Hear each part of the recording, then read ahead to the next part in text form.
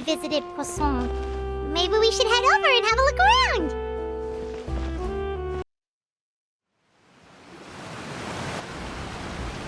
Hey, traveler. Paimon. Oh, Paimon knows that voice! Over here.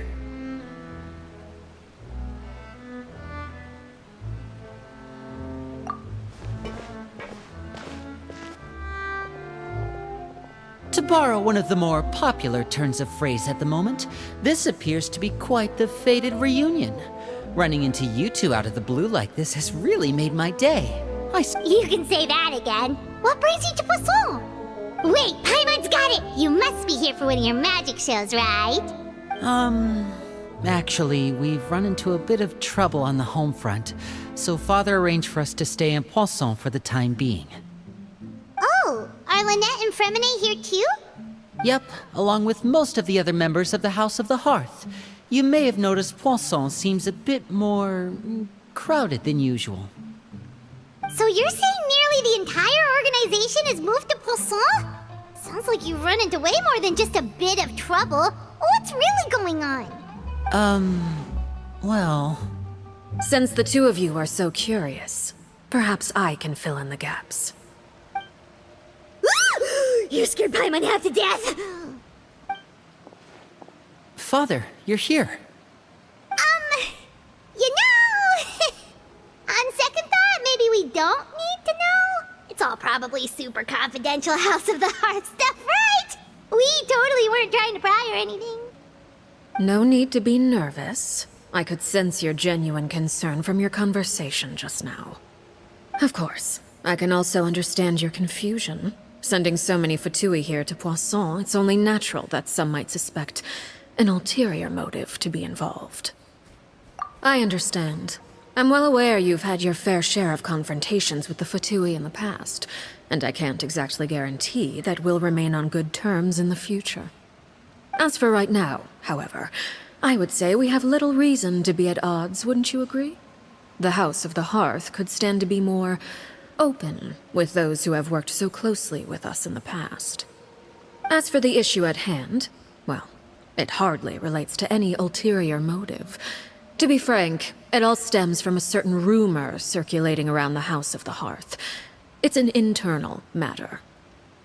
What sort of rumor? A rumor that a certain phantom child is hiding away in the House of the Hearth. A phantom child? Ooh, just hearing the name is giving Paimon the creeps. A spirit that should have long ceased to exist is lurking in the shadows of the House of the Hearth. So I decided to bring the children to Poisson before continuing to investigate the situation. I expect I should be able to track down the spirit fairly quickly. After that, if you're curious, or if you still have some concerns, it might be advisable to stick around for a few days. I'm sure the children would be exceedingly pleased to welcome some visitors. Lenny, I'll leave you to entertain our guests. I have some matters to attend to. Of course, Father.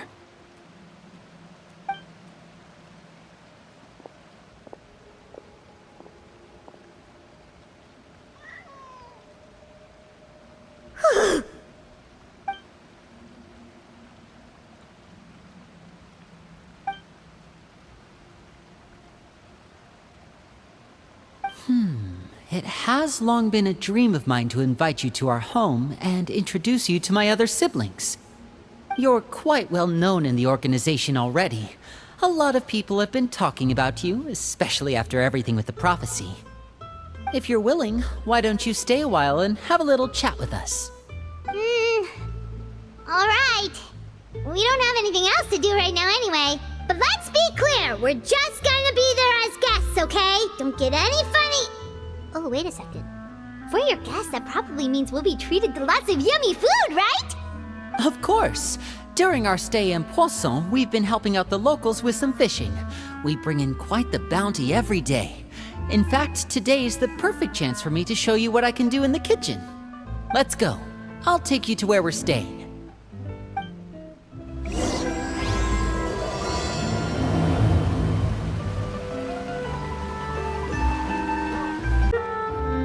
We rented this house from one of the locals to use as a temporary base. I'll come back later and tidy up a bit. After that, it should be all ready for you to stay in tonight. Awesome, thanks! So, where are we off to now? Well, when I happened to run into you two earlier, I was actually in the middle of distributing some supplies. With this many people staying in Poisson, we have to bring in outside supplies every now and then. I should probably make sure the rest of these provisions get delivered, otherwise people might start to get antsy. Okay, we'll come with! There are all sorts of rumors about your organization floating around out there. Paimon's not sure if she could even take a wild guess as to what's true and what's not. But now that we finally have the chance to see a day in the life of the house, we can take a good look at how you operate! Well, you're more than welcome to come along. Just follow me.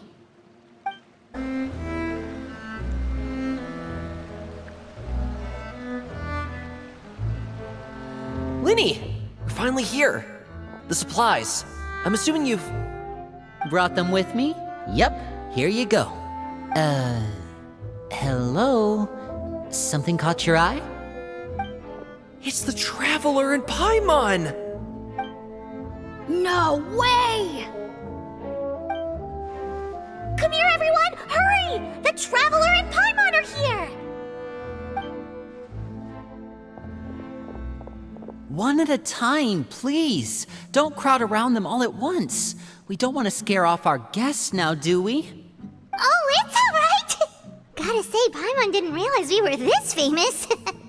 Of course! Father and Linny have told us so much about you. Father told us about how you helped Linny. According to her, you're a trustworthy friend. And as far as she's concerned, that's pretty much the highest compliment we've ever heard her give. As you can imagine, everyone's been very curious about you. I heard the Traveler is so strong that he can move a mountain with his bare hands. I heard Paimon eats so much that she can clean out the entire pantry at Hotel de Boer in just 3 days! Wait a second! That's the rumor you heard about Paimon? Oh no! Oh wait! When guests visit, you're supposed to give them gifts and stuff, right? Oh, we don't need something like that. Besides, we don't have anything to give to you! Come on, we insist! I can give you some of my new potions. Just pick your poison. And by that, I mean medicine or actual poison. I've got both, huh? Or maybe Shaplo can teach you guys about stealth! He's super good at it! He's never been caught! Ah, now that's not a bad idea. I know you usually prefer to fight head-on, but it never hurts to expand your bag of tricks, right? When it comes to eliminating your enemies, staying quiet can go a long way. Trust me, I would know. I was poisoned not too long ago, and I'm still dealing with the after effects. So I'm not quite as good as I was before, but I could still give you some pointers. Wait, when you said gifts, Paimon didn't think you meant poison and stealth tactics. But those are the best things we can give you! You don't like them? Ooh, how about this? Tell me the name of someone who really annoys you, and we'll teach him a lesson for you. All right, Fold, Selwar. I think that's enough suggestions for now. When it comes to being a good host, it's the thought that counts. You don't need a physical gift to make our guests happy. In fact, pestering them with suggestion after suggestion might make them more annoyed than anything. I would say your enthusiasm has certainly gotten across. Really? Awesome! It's been so long since we've had guests to play with. If there's anything you need, just let us know. Yeah, especially if it's poison or something. I've got all sorts of potions for that. Well, we'll talk to you all later. We've still got supplies to distribute. All right, see you later.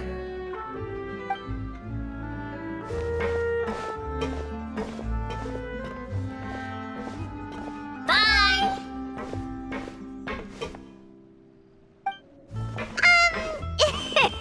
Lenny, about all that poison and stealth tactics talk just now.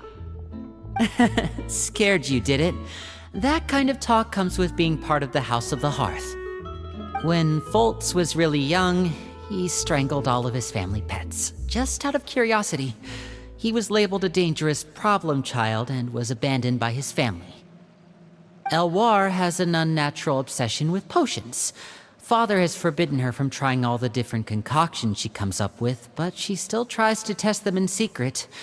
You really have to keep an eye on that one. Chaplot is around my age.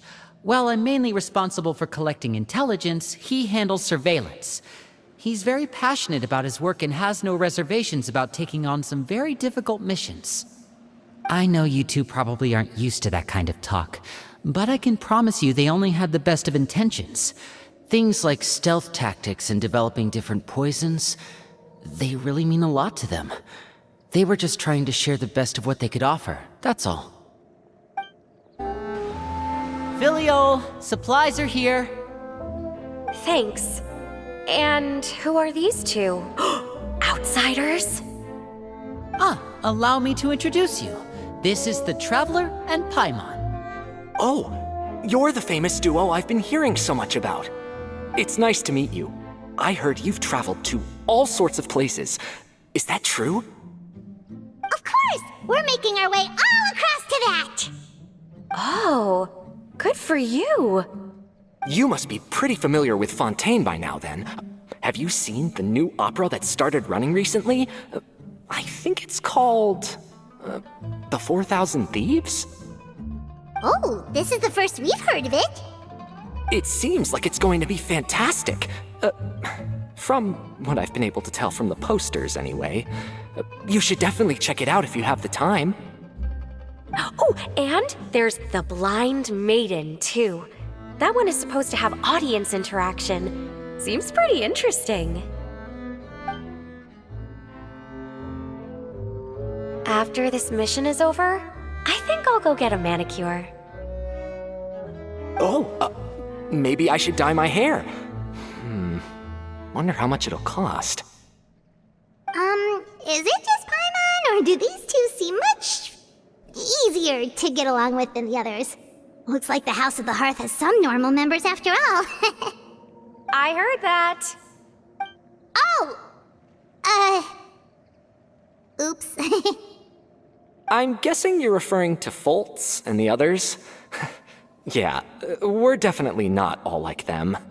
I bet those crazies are practically foaming at the mouth right now.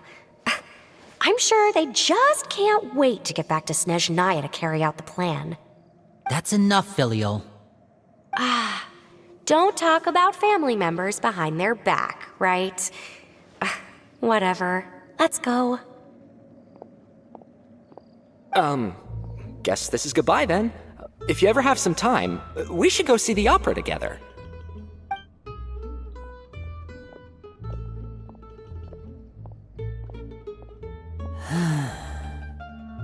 Well, that's it for the supplies. We should probably head back as well.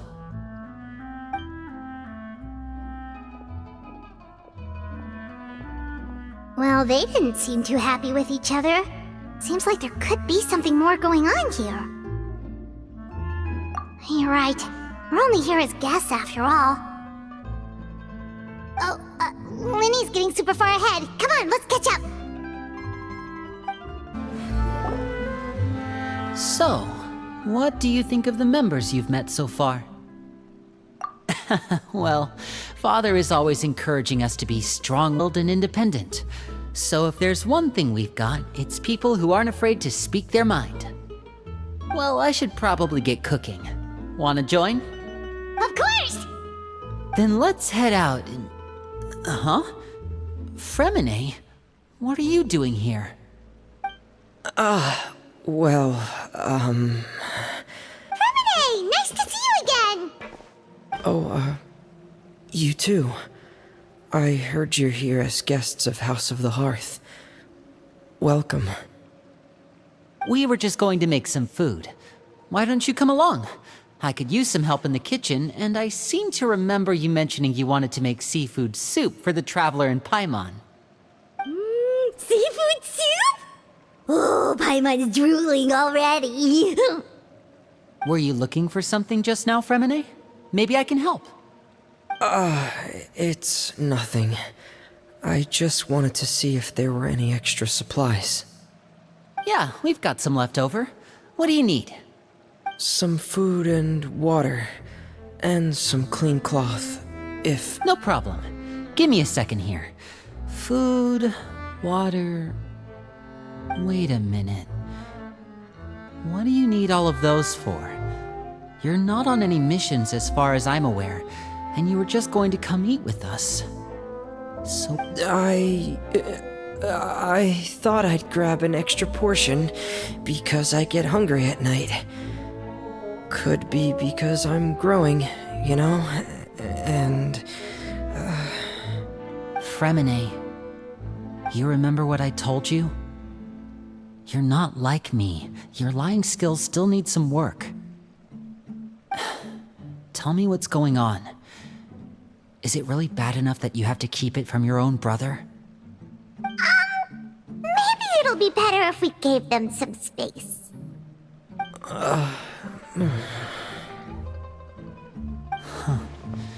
This is the first time I've seen that kind of look on your face. Whatever happened, does it have something to do with Father? Yes. Just follow me. You're back! Oh, and you've brought some friends with you this time. Hello, my name's Linny. I grew up in the House of the Hearth. And you are? Hi, Linny. I'm also a child of the House of the Hearth, just like you. You can call me Clairvy. Clairvy?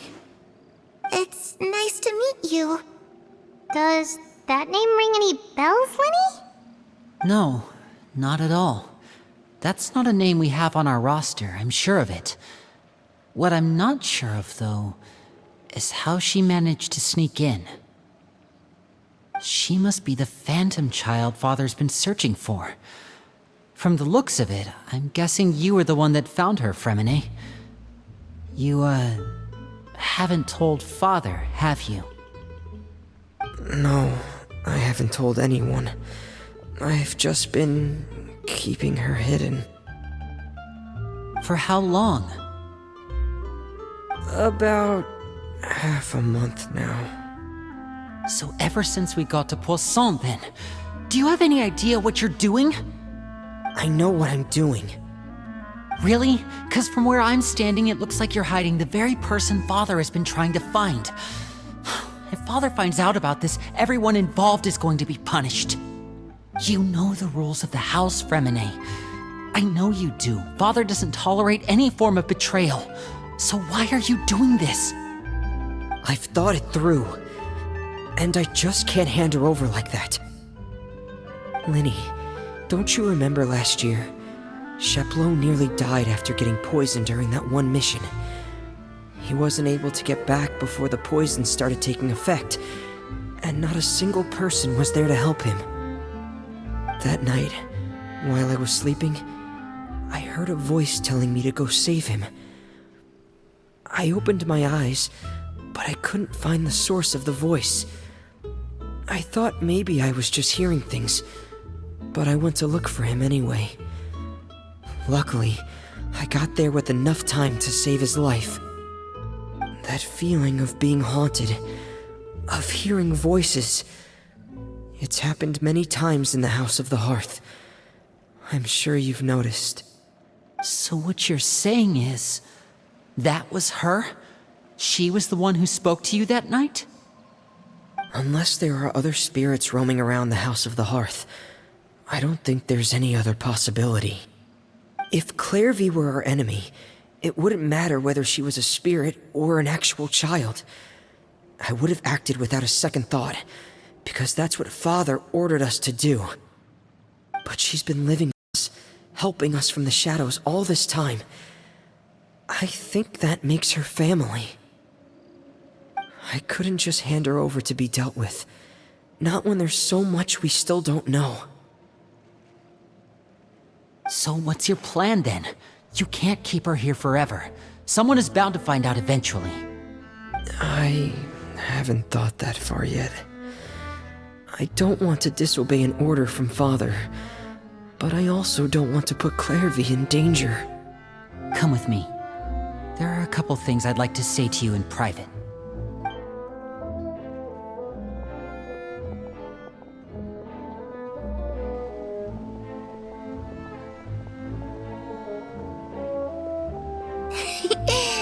two sure care a lot about each other. Well, they got a funny way of showing it. From where Paimon was floating, it sure seemed like they were about to bite each other's heads off. No way! They have a really deep bond. I could tell right away, 'cause I also have a friend like that. I just don't know how long that kind of bond can last. The darkness in the house runs deeper than you can imagine. No one can get out alive. I'm sorry, Linny. I really didn't mean to drag anyone else into this. Oh, really? You didn't mean to? 'Cause I, for one, wish you did. Huh? What do you mean? You know, when we were younger, you didn't call me Linny. You called me brother, just like Lynette. We grew up together, the three of us. We were all orphans, all rescued by father. Of all the siblings in the House of the Hearth, I think our bond was the closest. Later on, when you started calling me Linny, I wasn't actually surprised. After all, Lynette and I are related by blood. We've had to depend on each other to survive long before we joined the house. Linny, The darkest and most difficult moments of my life happened before you and I had ever met. I'm sure that's true for you as well. Even so, Fremine, we've stood by each other for all these years now, and to me, that means more than blood. You and Lynette are the most important people in my life. No one can replace you. So I won't let you face anything alone. Not if I can help it. Oh, looks like things are getting kinda heated between Linny and Fremine. Maybe we should go check on them.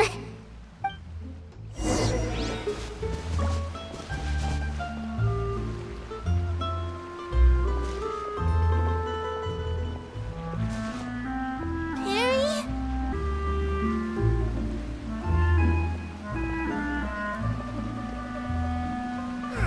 It's time to eat.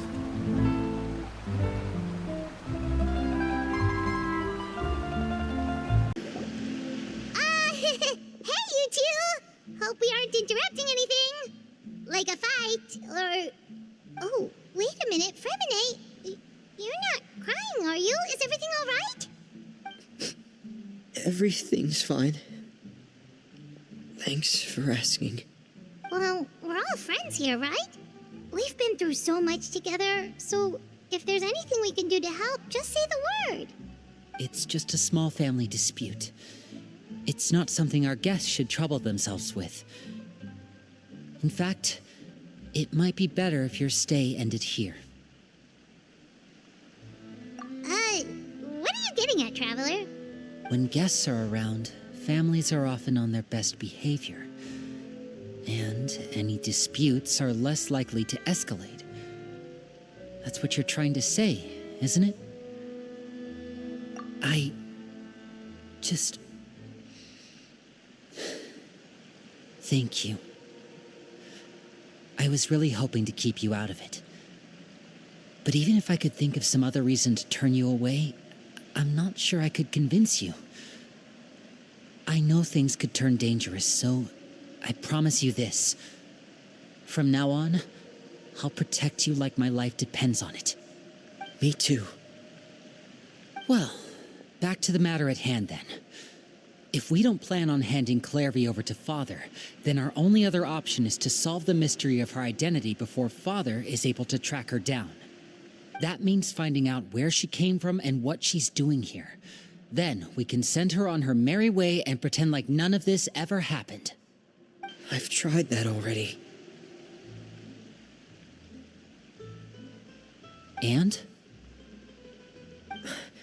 And... nothing.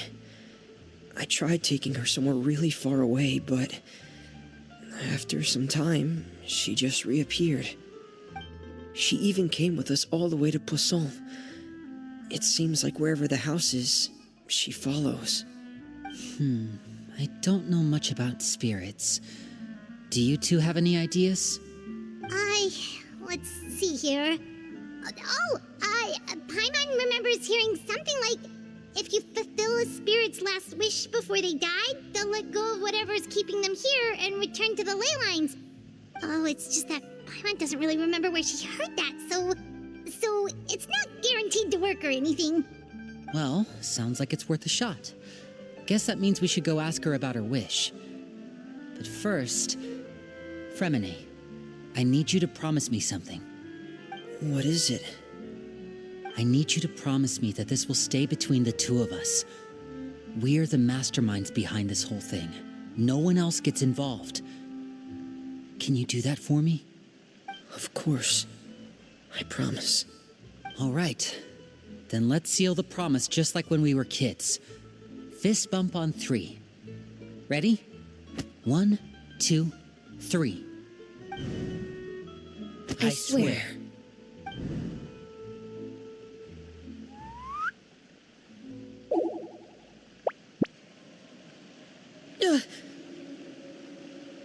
Whoa! Lynette! But what a surprise! What brings you here, dear sister? And, when exactly did you get here?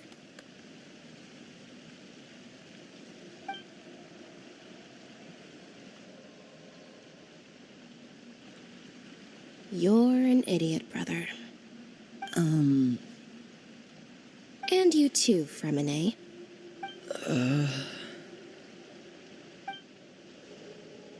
You 3, Traveler.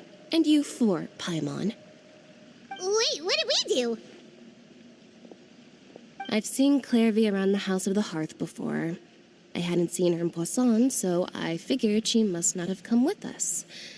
But it turns out you were just hiding her. I heard you talking about your plan. Rather than steering clear of the situation, I'd rather fully join in.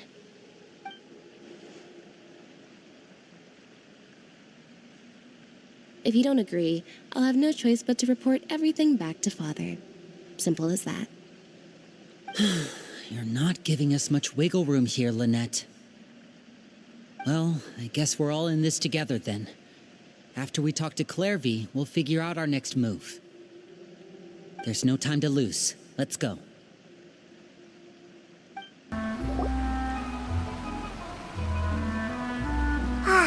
I'm full. Thank you for bringing me this food, you guys. She said she's full, but the food doesn't look like it's even been touched. That's right. Based on what I've been able to observe, it doesn't seem like Clairvy can interact with the physical world at all. Still, when she's presented with food, she'll always linger around it for a good little while. Maybe, in her mind, she really is eating those things. Does she know that she has already passed away? I've tried to ask her, but she didn't answer. My guess is that she's just as confused as we are. Or maybe she couldn't understand the question at all. Clairvy, if you've got some time, I'd like to ask you a few questions. Sure. Oh, another new friend. Hi, I'm Clairvy. Hello. Clairvy, how did you join the House of the Hearth? Huh? Isn't it the same for everybody? The knave brings you here and then you can't leave. It's just that your name, it's not on the roster. And I've never seen you before. The roster? Oh, I get it now. I think there might be some things you don't know about this place. The people in charge, they're not as nice as they look. They say they keep a roster, but it's not complete. There are a lot of people who aren't on it, and never will be. In this house, some people are family, and other people are just test subjects. Those kinds of people aren't ever going to get a place on the roster, unless it's the roster of people who've been executed. Wait, does that mean the knave... Is there anyone that can vouch for you? Perry. She's my best friend. She's the only one I trust in this place. Have either of you heard of that name before? No. Me neither. Clairvy, Perry. Neither of those names are on the roster. But it seems like she's telling the truth. Either that, or this kid's already got a bag of tricks bigger than mine. Maybe we should try a different approach. Clairvy, do you have a wish? A wish? It can be anything you want. Just imagine. It's your birthday, you're blowing out the candles, and your wish is...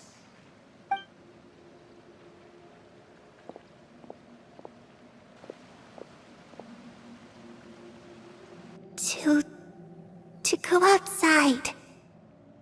Where the sun can find me. That's it? Well, that sounds easy enough. The darkness in the house runs deeper than you can imagine.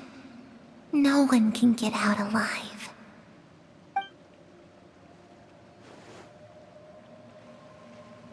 Okay, time to divide and conquer.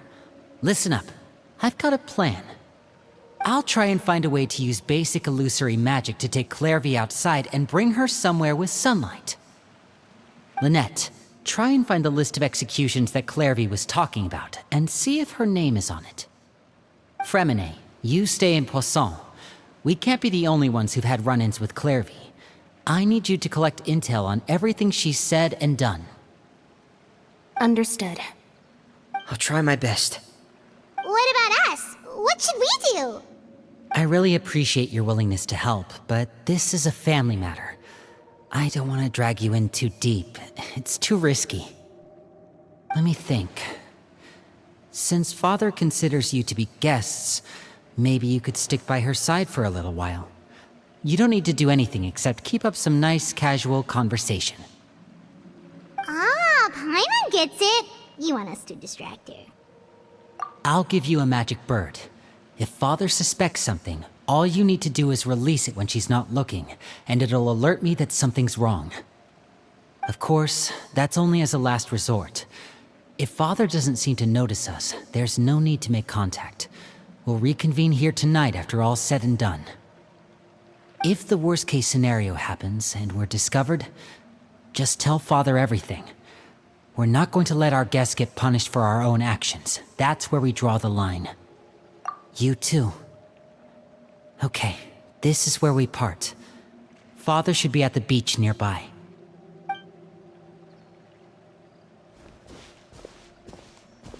I really hope this goes well. No, it has to go well. That's the only way this can get resolved.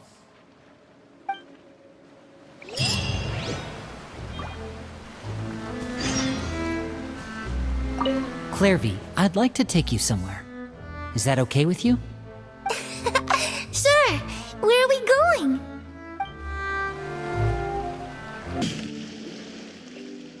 It's the knave and child. Hey, aren't you supposed to be in Snezhnaya recuperating? What are you still doing in Fontaine? Oh, it's you two. I didn't expect to run into you here. I was unconscious for quite a while after the fight in the Primordial Sea. After I woke up, I realized I was being taken back to Snezhnaya, and well, I couldn't have that now, could I? Not when I've still got unfinished business here in Fontaine. So, I mustered up all my strength and made the journey back on my own. What sort of unfinished business are we talking here? It has to do with Skirk, my master. I really wanted to meet up with her, but by the time I got back, she had already left. I still have so many questions for her. Without any other leads, all I could do was ask the knave to help me track her down. She must have left behind some traces from her time in Fontaine. Oh, okay, so have you found any clues? Unfortunately, no. While the House of the Hearth is adept at collecting all manner of intelligence, certain existences can still manage to escape our purview. Basically, unless Master feels there's a need to meet with me, She's not going to be found. But that problem has an easy fix. I just need to become stronger, and then... Paimon thinks you should focus on getting better first. The worst of it is over.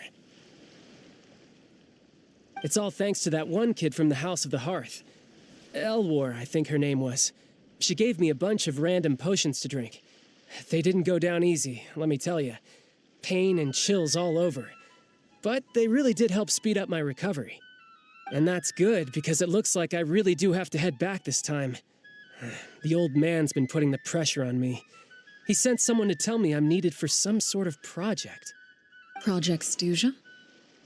Yeah, that's the one. I heard Regrader's involved too. I'm not looking forward to having to listen to all his monologuing, that's for sure. Hey, maybe you could think of a way for me to stay in Fontaine for a little longer. Helping Linny and the others brush up on their fighting skills would be far more interesting. If you and I could spar, that would be even better. I've been waiting for a chance to see you go all out. And what a sweet little daydream that is. But I also have a role to play in all this. I'll be leaving Fontaine shortly as well. Besides, considering how little they see fit to step outside the homeland, being called on to return to Snezhnaya by such illustrious dignitaries, what a great honor. Wouldn't you agree? One I could do without, I'd say. Is it just Paimon? Or does it kind of seem like they're... So, dear guests of the House of the Hearth, to what do I owe the visit?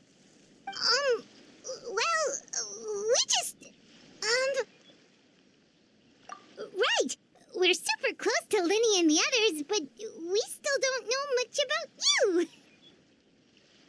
Is that so? Introductions have already been made, have they not? Oh, well, you see? There's only so much you can learn about someone from a short introduction. At least tell us something a little extra, like... Why do you call yourself father? Good question. I'd also like to know. The fact that you have to ask tells me our intelligence work has been quite successful. Telling you the answer to that question would only serve to undermine that success. And we can't have that, now can we? Spoken like a true diplomat. That was some expert sidestepping right there. Well, if there's nothing else, I think I'll take my leave. I still have a small matter to resolve at home. Wait, don't go!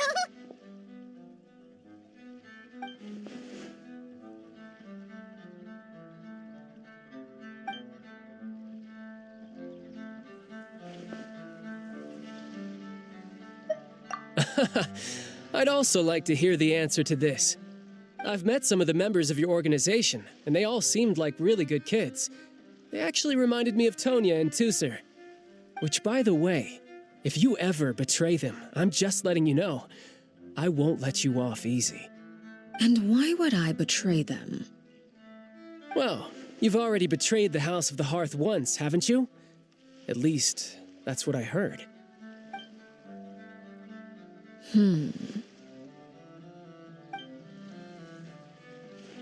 Okay, I admit. That's just what the old man told me. The rooster, I mean.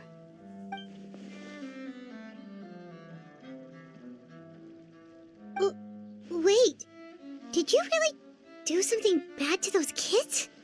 Never mind what I've done. I'm more curious as to what the mighty rooster had to say.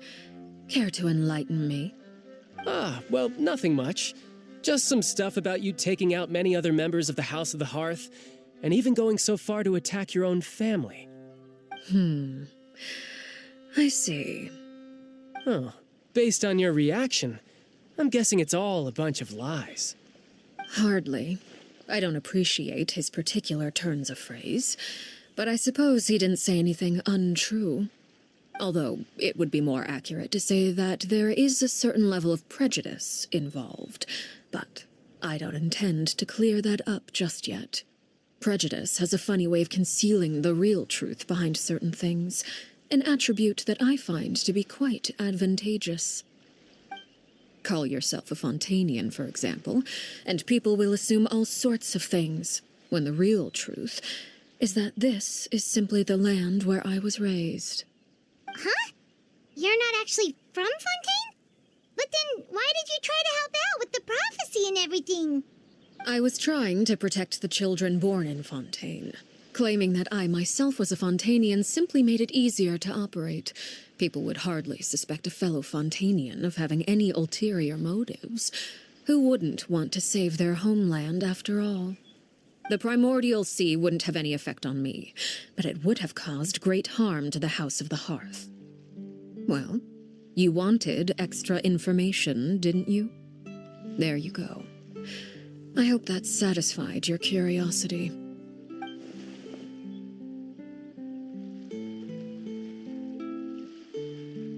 So, you stayed in Fontaine for the kids.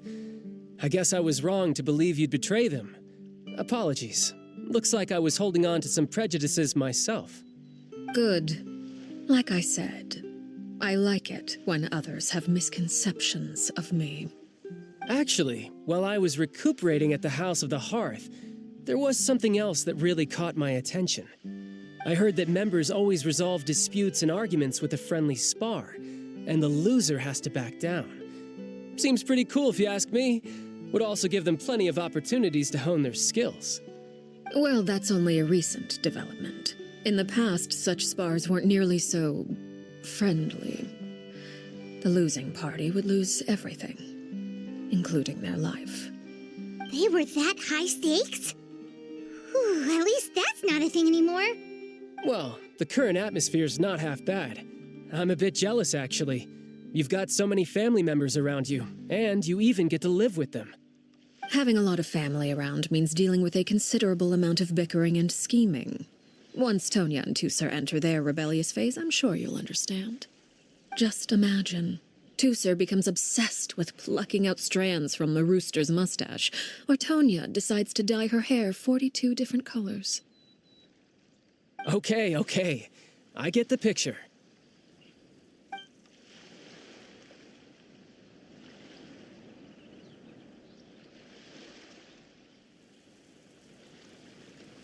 Well, would you look at the time? I should probably get going. Traveler, Paimon, I'm not sure where our paths will cross next, but the next time we run into each other, we should definitely try and find some time to spar. Again, maybe this is a conversation we can have when you look less like you're gonna keel over. All right. Well, thanks for everything, Arlecchino. No thanks necessary. You also played a part in obtaining the Gnosis. I would say we can call ourselves even. I like the sound of that. Well, I'm off. See you all some other time. We should probably get going too. Do you want to head back with us? Oh? You want me to leave so soon? Oh, well, you see, I'm rather enjoying the evening breeze. If you don't mind, I think I'll stick around for a bit. I have some things to think about. Apologies for not attending to you like a proper host. Please forgive this slight. I do hope you'll have a pleasant stay. We managed to keep her distracted until nightfall. Good thing Child was there to keep the conversation going. You don't think she suspected anything, do you? Oh, I wonder if Liddy ran into any issues. Let's hurry back and see how everything went.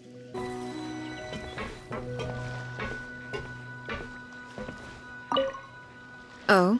You decided to stay a little longer. Let's take in the ocean view together, then.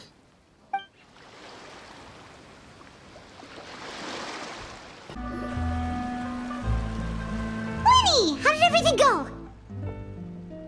Well, long story short, we ran into a small issue. Clairvy can't go into the sunlight. Everything was fine at first. She followed me up to the surface just like I told her.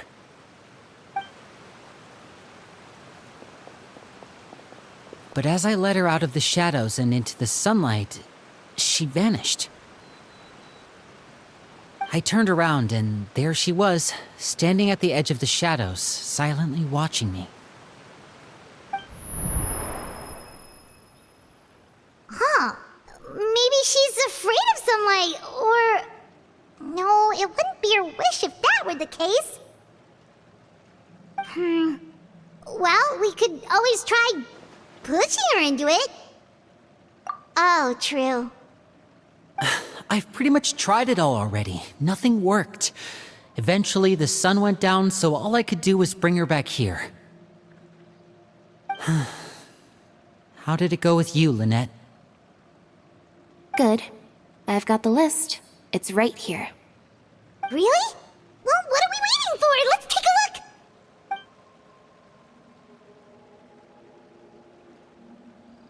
Oh, that's a lot of pages. Oh, it's gonna take forever to get through it all. We can each take a section. Here.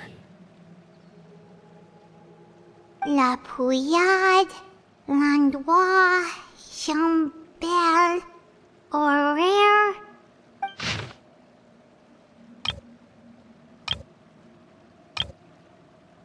Oh, yikes. That horaire guy has a huge scar on his face. He's kinda giving Paimon the creeps. Ah, I've met him before. The scar is from an injury he received during a mission. I still remember him joking with me about it. He said any future lover would take one look at him and then lose all interest. Did he say anything else? Well, I asked if there was someone he was interested in. He said no, and that's where our conversation ended. It was only later that I learned he really did have someone he liked. He risked everything to escape so he could be with her, but it didn't work. One day, Father asked to see him, and, well, I never saw him again after that. Wait, so that means the knave, she... It may seem cruel, but it's just one of the rules of the house. Betrayal is not to be taken lightly. We know too many secrets to come and go as we please. So, if you do try to leave, you pay with your life.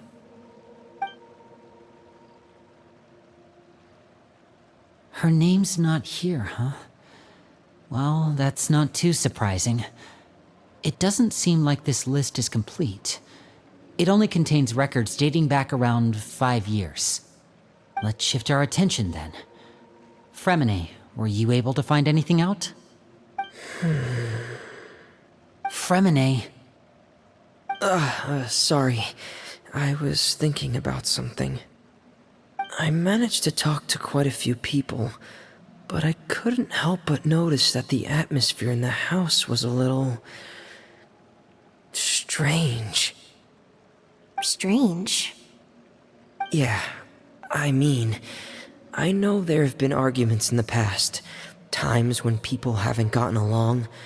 Chaplot and Filial are a good example of that. Oh, those are two of the people that we met while delivering supplies. Paimon can see how they might not get along. They had very different vibes, and their, interests seem to be pretty different as well. That's to be expected, actually. Father brought us all here, shared her knowledge with us, taught us how to fight. That's one thing we all share. But that's also where the similarities end. Not all of us feel the same desire to stay here. As members of the House of the Hearth, we're also considered part of the Fatui. And to a lot of people, that's an identity they never asked for. Certain members get older and realize they want something else for themselves. But considering the rules of the house, most people would never say that out loud.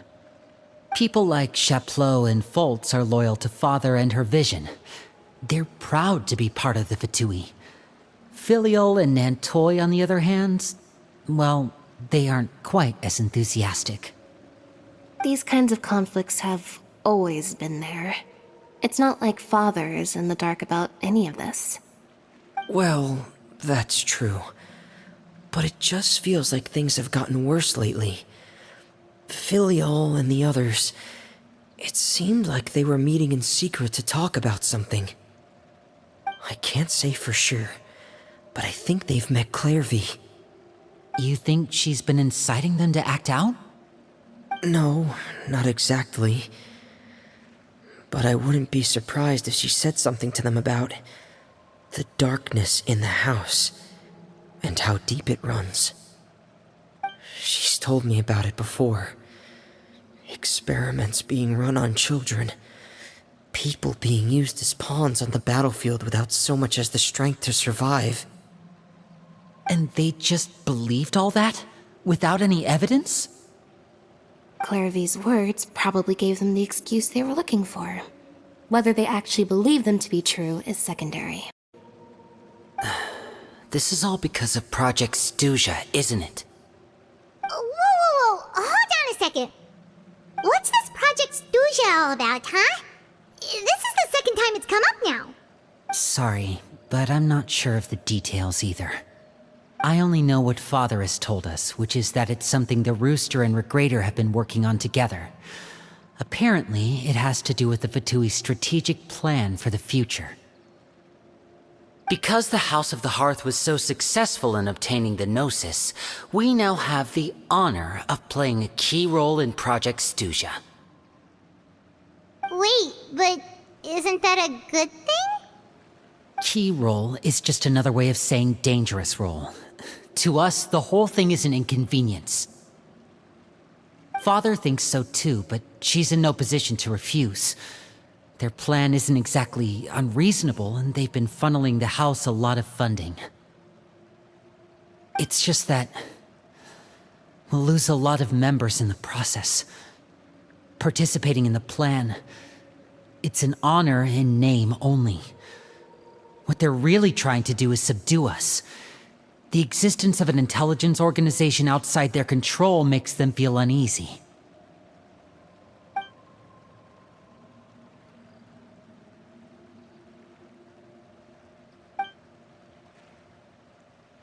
Okay, super complicated top secret Fatui business aside, what does all of this have to do with the conflicts you were talking about earlier? Paimon doesn't get the connection. External pressure has a way of exacerbating internal strife. You can't overlook the power of fear either. People are afraid of dying, and that fear is often the impetus for a lot of stupid decisions. I thought resolving the Clairvy situation would make everything go back to normal. But it looks like things are more complicated than I thought. If we leave Filiol and the others to their own devices, sooner or later, Father will be forced to take action. We can only focus on one situation at a time, brother. You're right. Even if we confront Filiol and the others, it won't do any good. It might even make matters worse. We should focus on Clairvy for now. Well, it's getting late. We should head back and get some rest. We'll try again first thing tomorrow. Lynette, you stick with me this time. Fremine, keep a close eye on Filiol and the others. Make sure they don't do anything they'll regret. Good work today, everyone. Have a good night, and I'll see you tomorrow.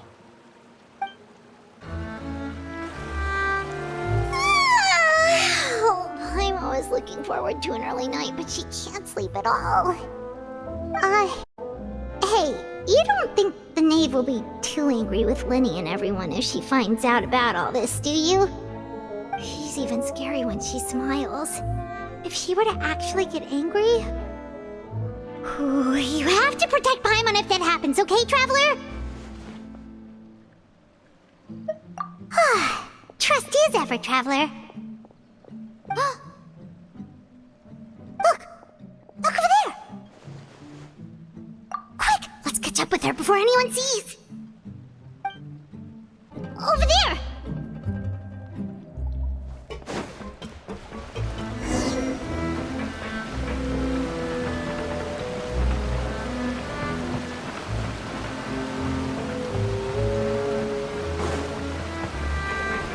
Oh, where is she going?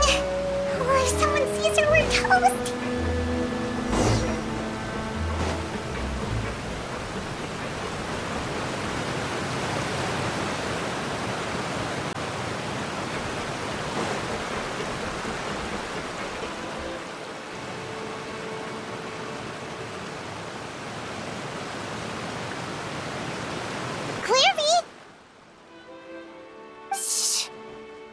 I opened the window while no one was looking. Look how pretty the outside is. If only I could have more than this. You probably think I'm being silly, huh? All this hopeless resisting. It's better to dream of what I could have than try to make it a reality, right? Please, help us get on the same page here, Clary. We need you to tell us what you know. Can you do that? Sure. Although, after you hear all this, I think you might regret that decision. Everyone in this family is nothing more than a tool, something to be used and exploited. As long as you're useful, you get to stick around. Lose your value, and you're handed over to the doctor, experimented on, and given a fate worse than death. I've seen it happen again and again, and I've had enough. You're saying the knave did all that? It's just, that doesn't seem like something she would do. She's scary and all, but it seems like even she has lines she wouldn't cross. I knew you wouldn't believe me. Everyone thinks she's a good person. They all think of her like a real mother. Mother? But she doesn't deserve that title. She's disgraced it and tarnished it. And if I had things my way, I'd never see her again. If only Perry were here, she'd understand. Perry. There's that name again. Also, Paimon's getting a strange feeling. It almost feels like she's not really here with us. Paimon can't tell if she's actually talking to us or if she's mistaken us for someone else. Well, in any case, it seems like she really needs someone to talk to. We should keep her company for a little longer. She looks so young, but it seems like she's been through a lot. It's getting windy. I should close the window. Ooh, look at the moon. Isn't it pretty? Hey, wanna hear a secret? I heard that if you look up at the night sky in Snezhnaya, you can see the aurora. It's supposed to be super pretty. Even prettier than the moon tonight. Perry and I promised each other that once we're older, we're gonna go see it together. But I can't find her. I'm worried she's also been... No, that wouldn't happen to her. She's special. Mother likes her a lot. I should really go talk to Mother, but we just fought. She doesn't want to see me, and I'm too scared to face her. What should I do?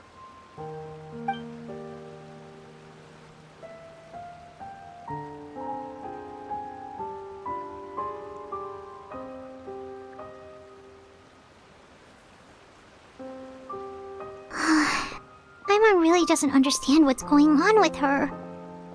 Well, let's head back. We've got an early morning tomorrow.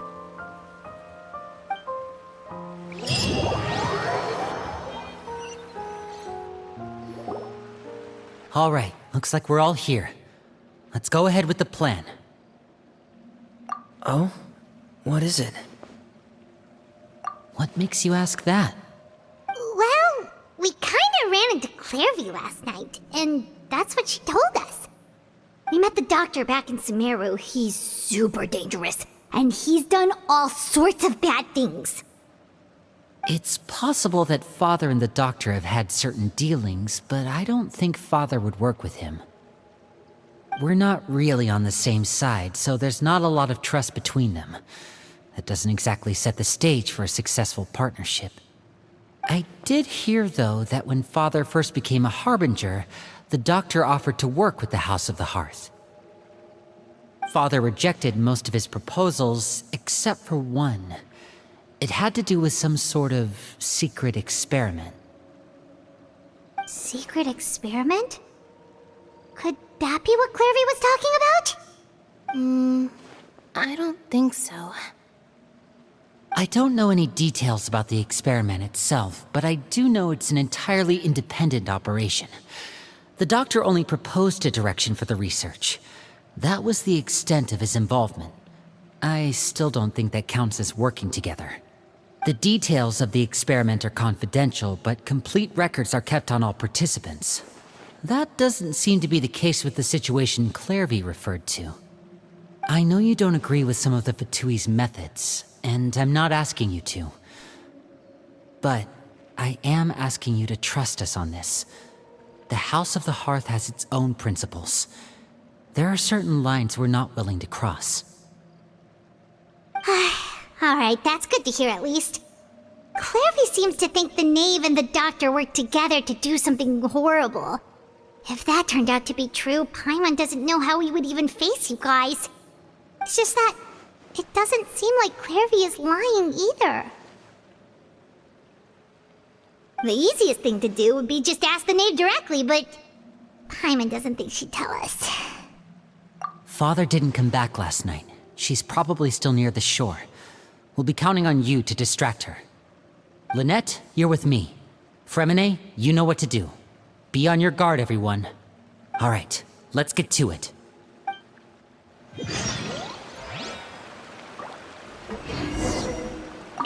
Where are we going today? Let's try somewhere further away this time.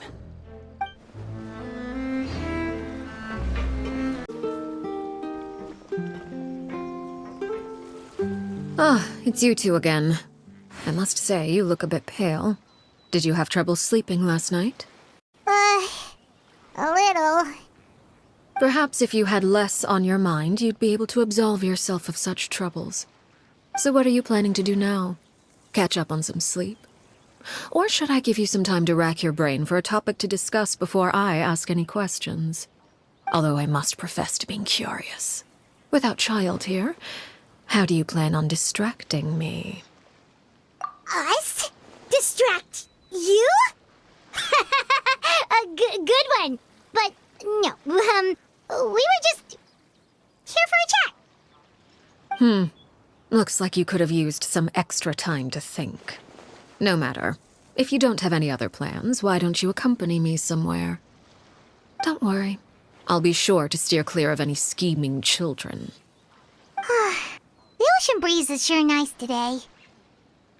Children always think they can hide things from the grown-ups. But nothing gets past me. Least of all a little scheming. I think I'll let them have at it for a little longer. Well, I'll leave you to think things over. If you're so inclined, meet me outside the Palais Mermonia. Good things come to children who do as they're told. So I do hope you decide to tag along. If only. What should we do? She clearly knows about everything we've been doing, and Paimon doesn't think it'd be a stretch to say she was threatening us just now.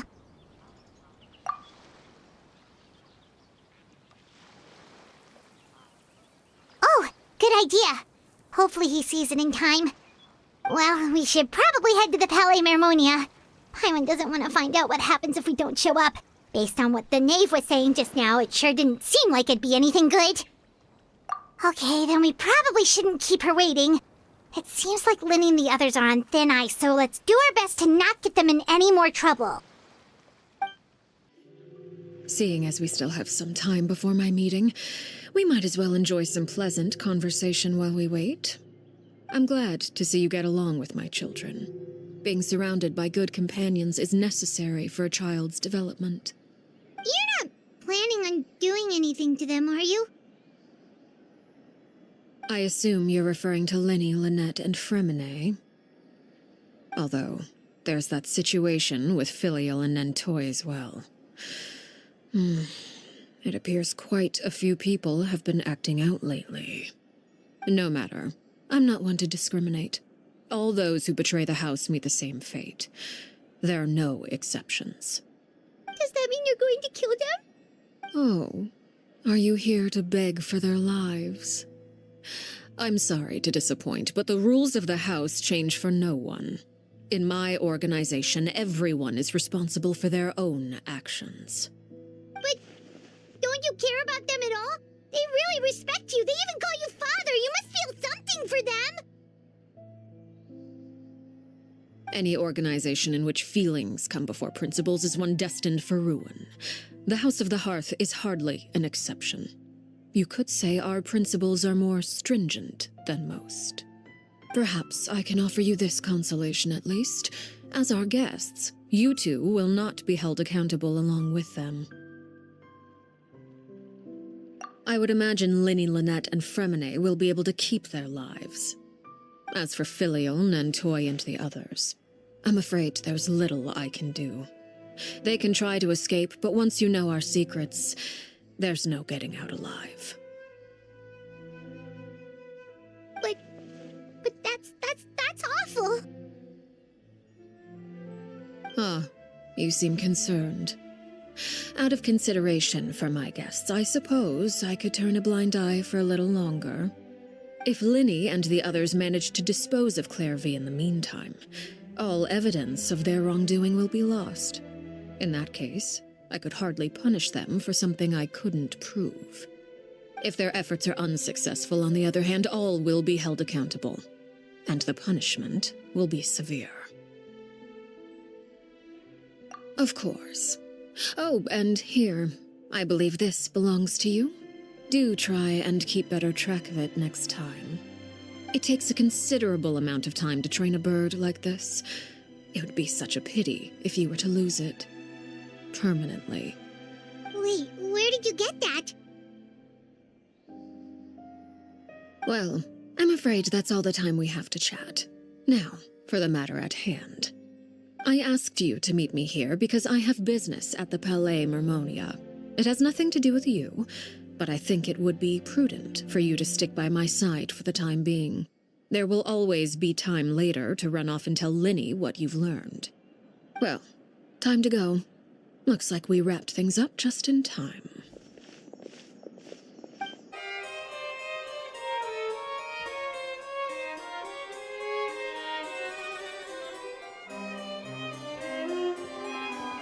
It's been a while, Monsieur Neuvillette.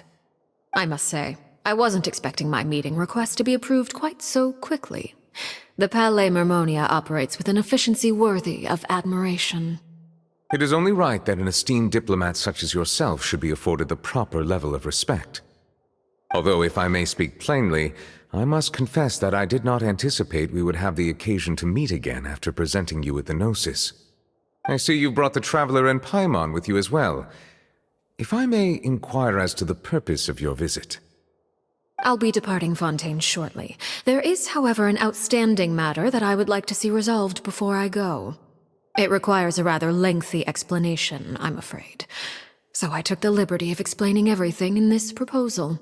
Please review it at your leisure, Monsieur Neuvillette.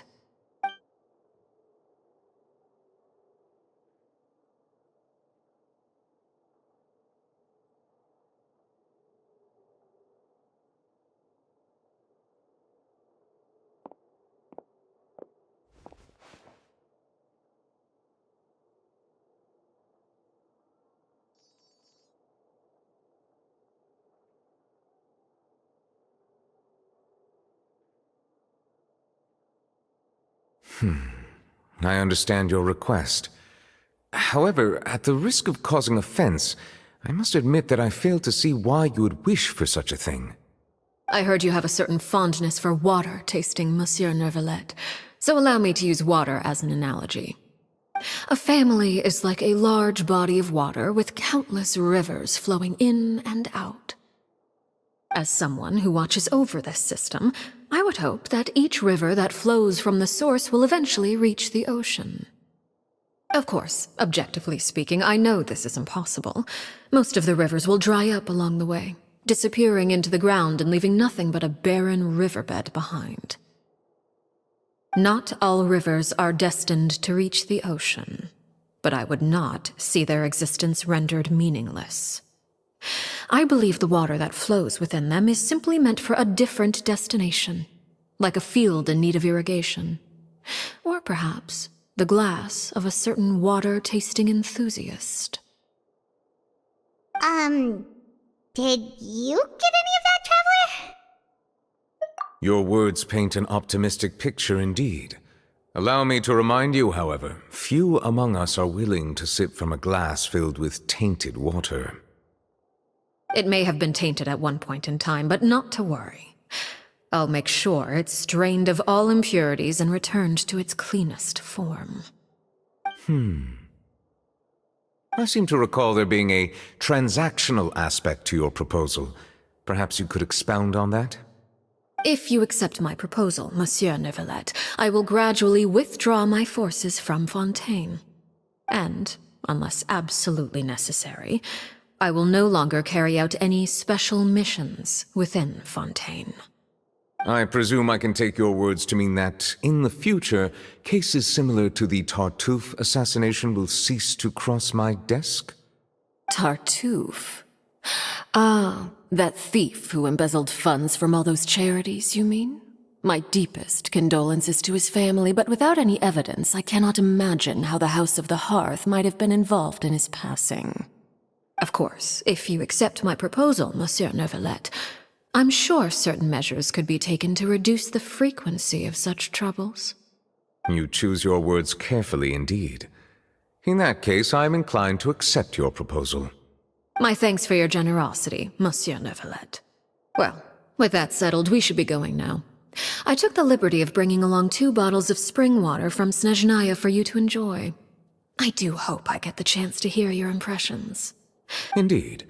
I trust you would not overlook your commitment in the meantime. All right, Traveler Paimon. Time to go.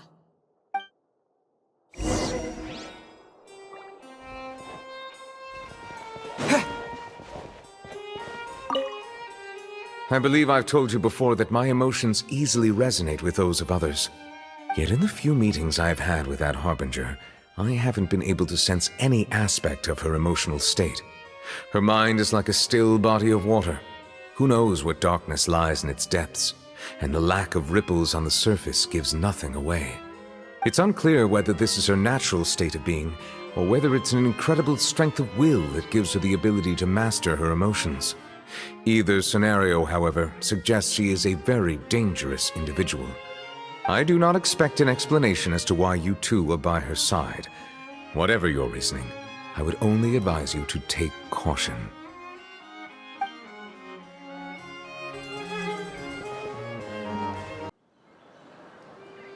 So, what exactly were you talking about back there? Paimon only heard you mention some rivers, a large body of water, and then some kind of irrigation scheme. You really want to know? I would imagine there might be more pressing concerns at the moment. Winnie, Paimon really hopes everything's going okay.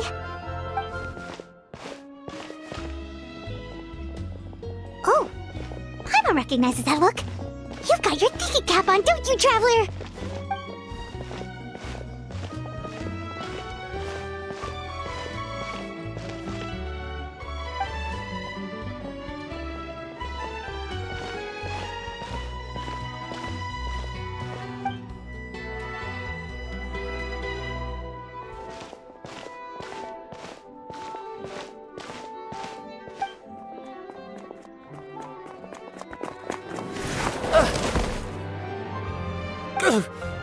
Oh, shoot. Are you alright? Oh, jeez, I'm so sorry. I was so focused on selling these papers, I wasn't looking where I was going. Well, let me make it up to you at least. Here, take this paper.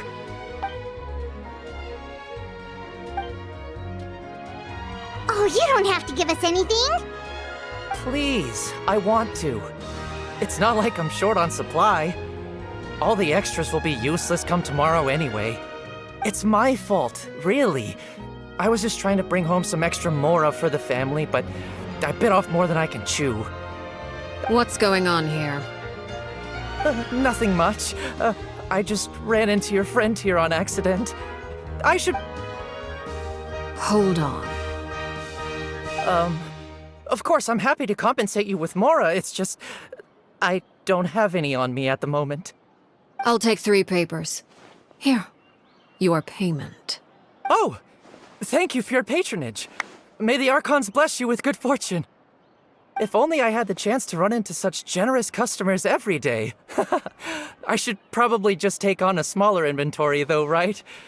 I'm getting married soon, so sometimes it's hard to not get ahead of myself. Anyway, I should head out. Goodbye. Well, now that my affairs are settled, we should take the boat back to Poisson. We've even acquired some light reading to enjoy along the way. Actually, why don't we stick around for a little longer? Paimon just realized how hungry she is. She can't head back to Poisson on an empty stomach.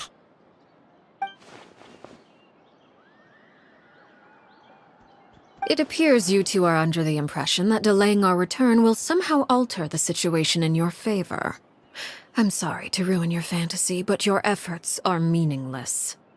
That being said, I could be persuaded to give Linny some extra time. I just have one condition. If you agree to my request, I'll even answer some of your questions. You're quite curious about Clairvy, are you not? Wait, why are you being so generous all of a sudden? You're not gonna ask us to do something bad, are you? You overestimate yourself. You don't have the talent for bad things. Then what can you possibly... The most important consideration in a negotiation is that both sides receive something they want. Demands are wonderful. Here it is. When the time comes, make the choice that you deem most appropriate in the situation, and lend your help to the House of the Hearth. Okay, sounds normal enough. But what do you mean, when the time comes? When is that supposed to be? That is for you to decide.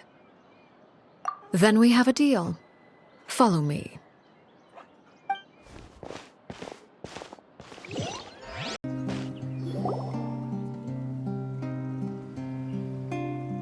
What is this place? Somewhere long forgotten by everyone. It used to be a grand building. Now it's nothing more than a pile of rubble.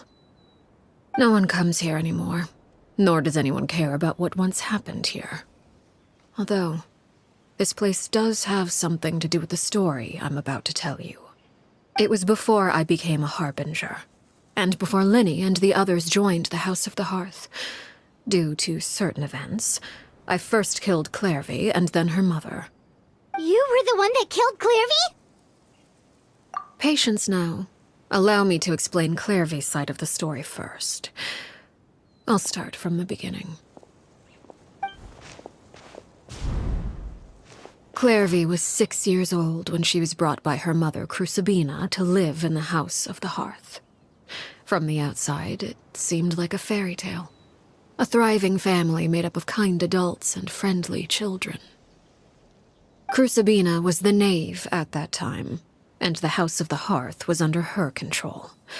She was Clairvy's mother by blood, but she was also the mother to all the children in the house. Clairvy was happy here, for a time. But she quickly realized that being part of this family wasn't a fairy tale at all. Purgatory? Exactly. The House of the Hearth takes in war orphans from all over Tevat. But as for how to raise them, that depends entirely on the person in charge.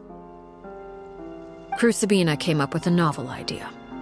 She would teach the children to fight, force them to duel each other, and then crown as the king of the house the child who proved themselves most worthy of inheriting her title. It's difficult to estimate the number of children who died or were maimed in the process. There's little I can say about the ones who died. The ones that emerged with permanent injuries, on the other hand, well, they would be handed over to the doctor to be experimented on, or sent away on dangerous missions. Nothing more than tools to be used and then discarded. So those were the experiments Clairvy was talking about. But what actually happened to her? You said that Clairvy was Crucibina's daughter, so if Clairvy tried to convince her to stop what she was doing, Crucibina probably would have listened, right? Despite being Clairvy's mother, Crucibina cared little for her daughter. She forced Clairvy to join the House of the Hearth only as a means to demonstrate her own impartiality as a mother, to prove that she treated all her children equally. Clairvy did try to convince her mother to change her ways, but it was to no avail. After her efforts failed, the only other option was to rise up and try to fight back. Unfortunately, the other children had already been thoroughly indoctrinated into the illusion of happiness Crucibina had created. Of course, there was one exception. Someone Clairvy's age who knew the truth about the House of the Hearth. Her name was Peruere. Wait, the friend that Clairvy mentioned? Friend, huh? I suppose we can call her that for now. Clairvy was a cheerful and passionate person with a tenacious spirit. Peruere, on the other hand, was rather cold-blooded. Her cold-blooded nature allowed her to see through Crucibina's facade. Yet, it was also this cold-bloodedness that prevented her from acting against it. At least at first. While Clairvy longed for freedom, Peruere was convinced that, amid all the fighting and violence, she would make it. And despite their differences, the two became fast friends, united by their knowledge of the truth. Clairvy told Peruere that she hoped to create a real family, where no one would be killed or sacrificed. There may have been a certain naivete to her ideas, but Clairvy proved her determination many times over. She tried countless times to run away, ask for help, or expose the truth. But her efforts only earned her beating after beating. Even with her body racked with pain, she would still stand on her tiptoes and open the window at night. She and Peruere would look out at the moon together, a fierce longing for freedom shining in her eyes. But one day that light simply vanished. Oh no. What happened? Her hopelessness resulted from a culmination of things. 10 years had passed.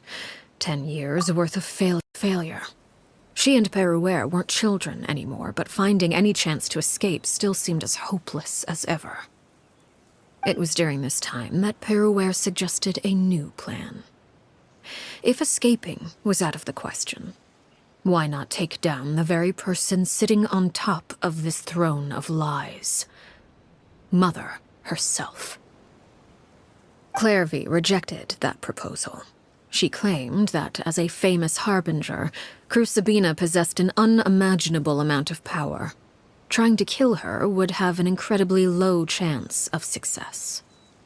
Clairvy never gave another reason, but Peruere could see it written all over her face. Clairvy still thought of Crucibina as her mother. Killing her own flesh and blood was a line she couldn't bring herself to cross. If she couldn't escape and fight back, then only one option remained. Precisely. Death was the only way that she felt she could be free. It happened during a duel. When she arrived at the dueling ring, her partner turned out to be none other than Peruere, the very person that had stood by her side all those years. It was a fierce battle. But ultimately, Clairvy decided to let Peruere end her life. From that moment on, Peruere's journey was one written in flames. When the rain finally came and washed it all away, there she stood, the sole victor in Mother's endless game of slaughter. A trail of corpses strewn across her path to success. It was the very result she had predicted 10 years prior. Even then, she believed she would make it until the end. She wasn't surprised by the fact that she emerged as Mother's undisputed heir. Rather, her success left her with an inexplicable sense of restlessness. She was unsettled, and there was only one thing that could quell that sensation. Perhaps you two would like to take a guess as to what it was? Crucibina, you mean? But... Correct. This is the place where Peruware killed her best friend. A mere year later, this is also the place where she fought tooth and nail to kill the mother they shared. The moment she acted, any conception of what was right or wrong ceased to matter. It's one of the principles of the house. Only those who survive get to write the rules.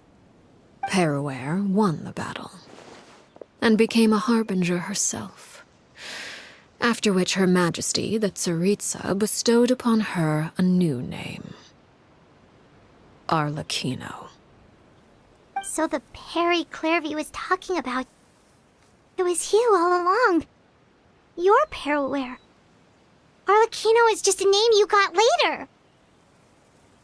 I left that name behind long ago. I must say, hearing it now does bring back memories. After I defeated Crucibina, the moniker of Mother died with her. I chose to forego the title she called herself, and even chose to give up my own name. I rebuilt the House of the Hearth under a new identity. Not only as Arlecchino, but as father. And that is where the story ends. Any more questions? Yeah. Based on what you just told us, Clairvy wasn't a little kid when she was killed. So the Clairvy we met... Was she really a spirit at all?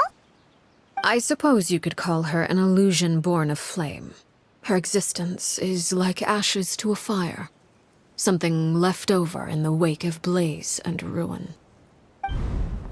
You see, a certain power runs through my veins.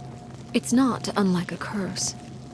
My flames leave behind shadows of anything they consume.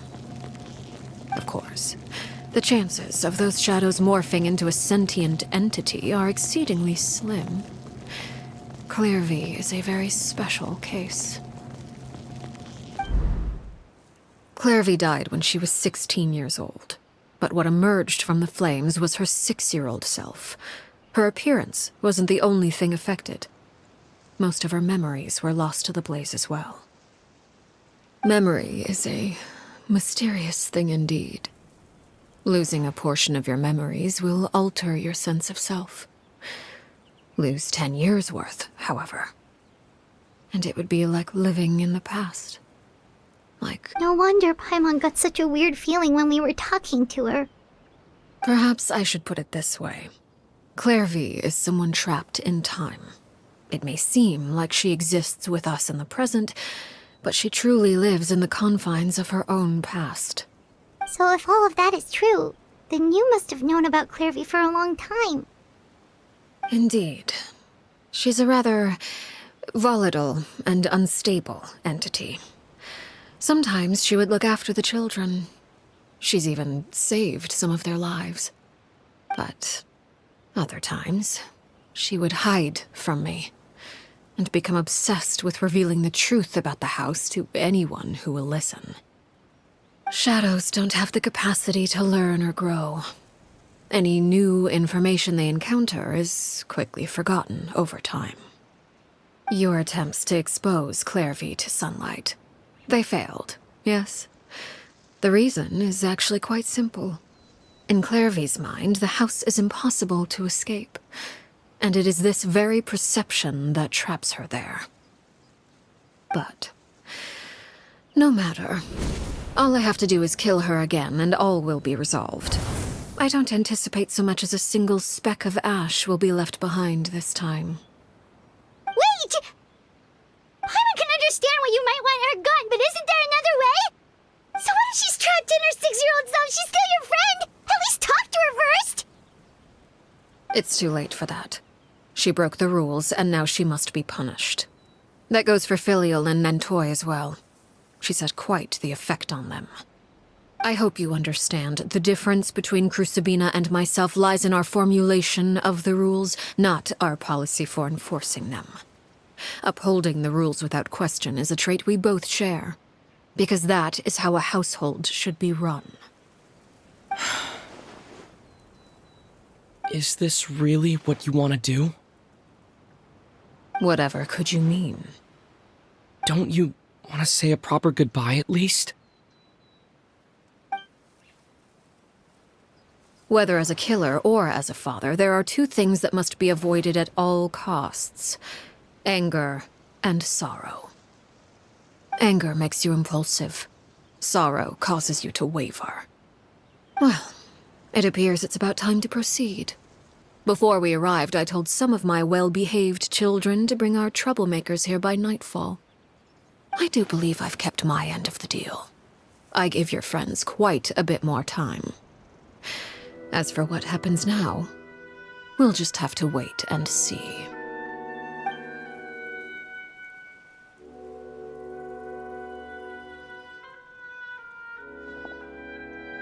Here they are, Father. You gonna execute him? Seeing something like that would actually be a first for me. Lenny! I'm sorry. I heard about how you helped buy us more time. But I still failed. I couldn't find a way to fulfill her wish. Huh? Are you... Perry? Indeed, it's been a while, Clairvy. Perry! Stay right there. I'm sorry to postpone our reunion, but first, I believe certain scores need settling.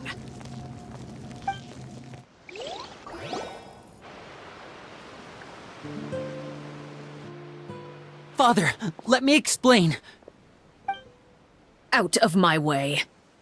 Father! You chose to conceal a threat to the house, and for that, you must be punished.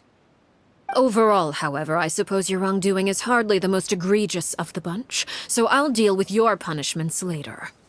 As for right now, the more pressing concerns are the traitors among us. By traitors? Do you mean us? Father, let me explain. We didn't mean to... Fultz, why don't you share what you heard? Yes, Father. Secret Midnight Meeting number 3. Participants: Filial, Nantoi, Sato, Toddy. Nantoi clearly said, "If only Father wasn't the one who took us in." Sato added, "I'm sick of this life. I just want to live as a normal person." Filial was the worst of them all. She called us crazies and said a bunch of mean things about Father. I did not! You're lying! Fultz is trying to frame us. It's not like I'm the only one who heard those things. After that, you and Toddy and a bunch of other people started talking about Clairvy. You were using all those things Clairvy brought up as an excuse to question Father. We're birds locked in a cage. The only way out is to destroy it. That's what you said, wasn't it? You little... You just want me gone, don't you? What did I ever do to you, huh? And you, Sheplo, have you forgotten who stood by your sickbed, watched over you, and changed your dressings? Come on, let's hear it then. What's... You're wrong, Filial. We don't want you to die. You're our family. Liar. You wouldn't be doing this if that were the case. So why? Why have you backed us into a corner? We all live in the House of the Hearth. You know the type of work we do, Filial. A single betrayal can cost dozens of us our lives. It's not like it's never happened before. That kind of thing is hard to forget. That's why the House of the Hearth cannot tolerate any form of betrayal. Ever since we came to Poisson, you've had 7 secret meetings. A lot of the things you talked about really crossed the line. You've been spying on us for half a month? Wait a second. Now that I think about it, the move to Poisson was just a way to make it easier to spy on us, wasn't it? Because we were all in one place. You've had this planned all along. Filial, Nantoi, I'm sorry.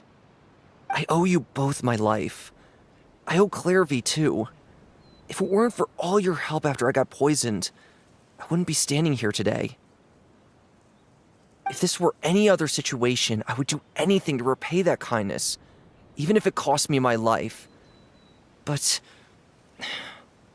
rules are rules. I'm sorry. My hands are tied. Why? Why? That's enough, Filial. We made a mistake, and we should own up to it. We broke the rules, plain and simple. And now I'm sorry, Chapleau. Fultz. I'm sorry, Father. We accept our punishment.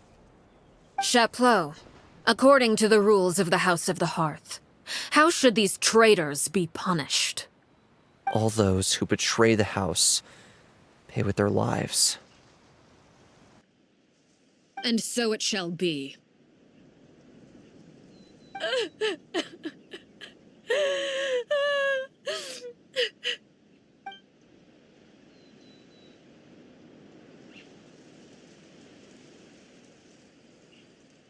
Father, please wait! Something you want to say, Linny? Please reconsider, Father. What Filial and the others did, does it really count as betrayal? We all come from broken families. From the very first day we joined the House of the Hearth, we wanted nothing more than to make it a real home. But the truth is, none of us know what a real home should look like. I'm not saying I have all the answers. All I know is this. Killing Filial and the others may uphold the rules, but doing so will only bring us further away from being a real family than we've ever been. So please, Father, please reconsider. I agree with Linny. Father, please. Linny, you...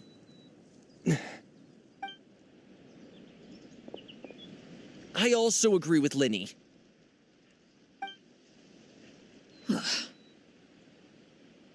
An order once given cannot be rescinded.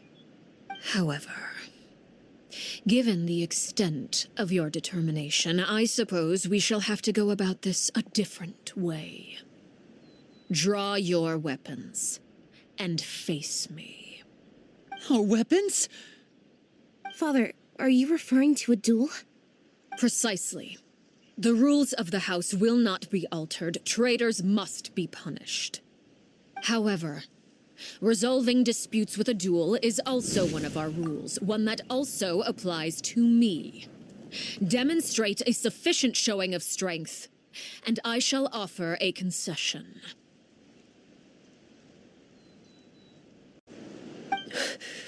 Wait. Beat Father in a duel? Impossible. Father is way too strong, even for Linny.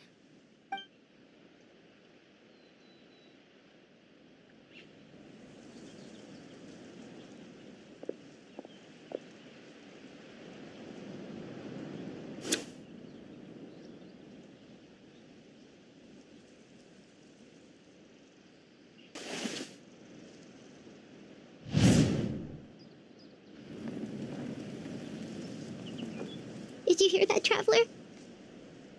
Linny and the others have to duel the knave. What should we do? Can they really win something like that? If they lose, those people from the house are really going to be executed. Hey, are you listening?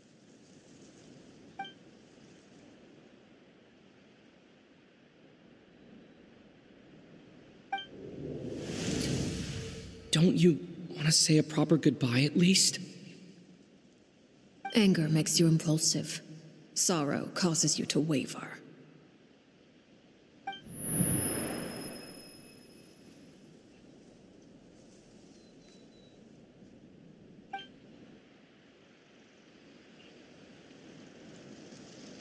Oh. Looking at that expression on her face, she seems really serious about this. Guess that means there's no chance she's throwing the duel on purpose, huh?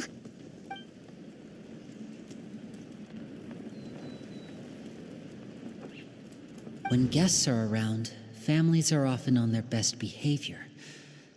And any disputes are less likely to escalate. When the time comes, make the choice that you deem most appropriate in the situation, and lend your help to the House of the Hearth. What's wrong, Traveler? Hey, where are you going? Traveler?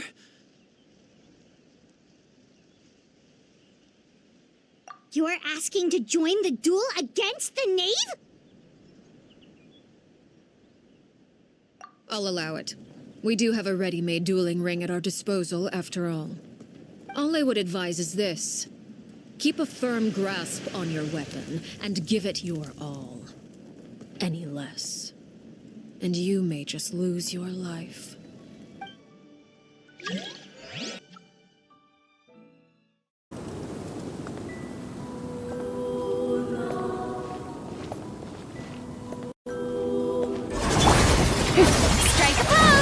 Let my name echo in song!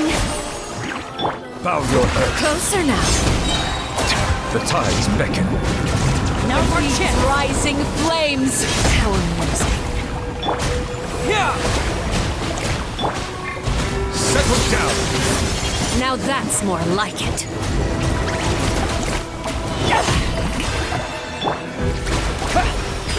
Is it my turn now? Time for you, all right?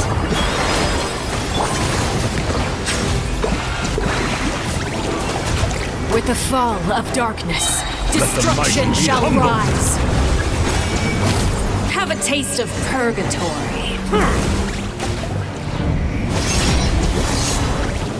Getting here!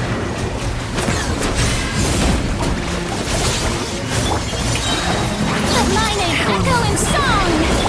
Wipe out!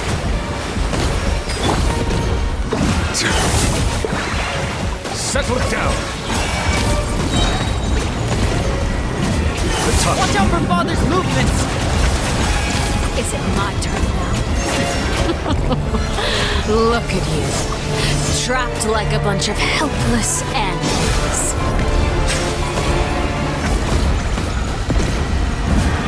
Not bad. You've proven to be a worthy opponent. Hang in there!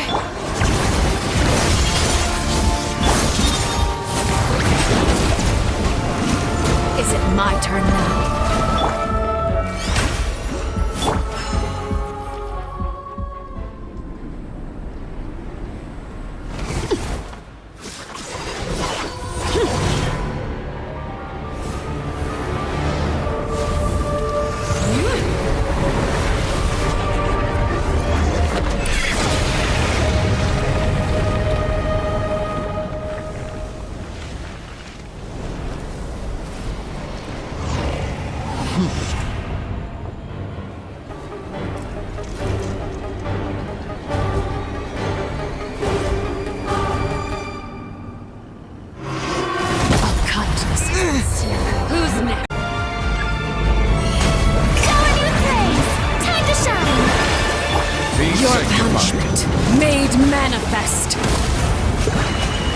Oversight on my part.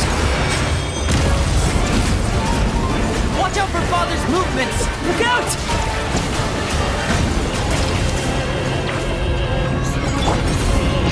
Strike the sun and moon have set. Only ruin remains. We struggle in vain. Silence! Now's our chance! Over here! Go! Let the world collide! Bow your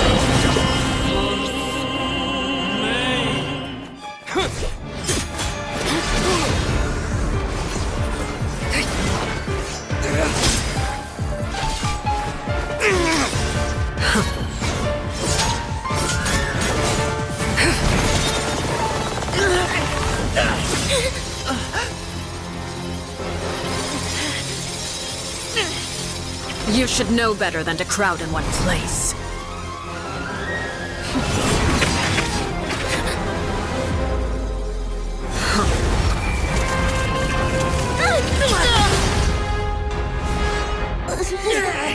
Oh, I know. No!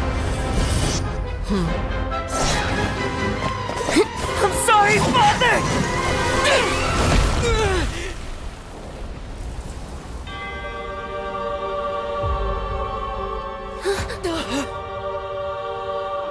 Sorry for what? This pitiful excuse for an attack.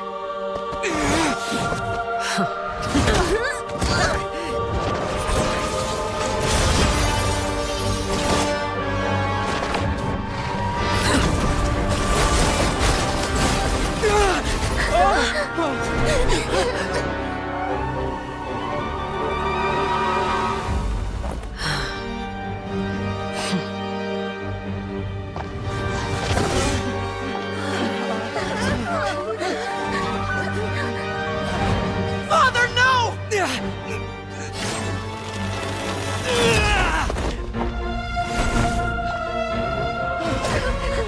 Made it out, did you? You're stronger than I expected.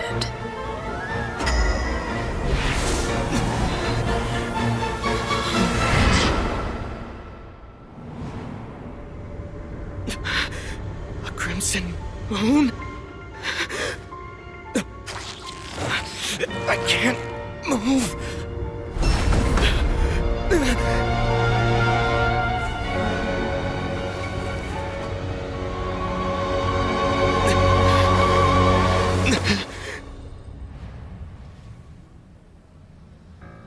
Still, not strong enough to beat me.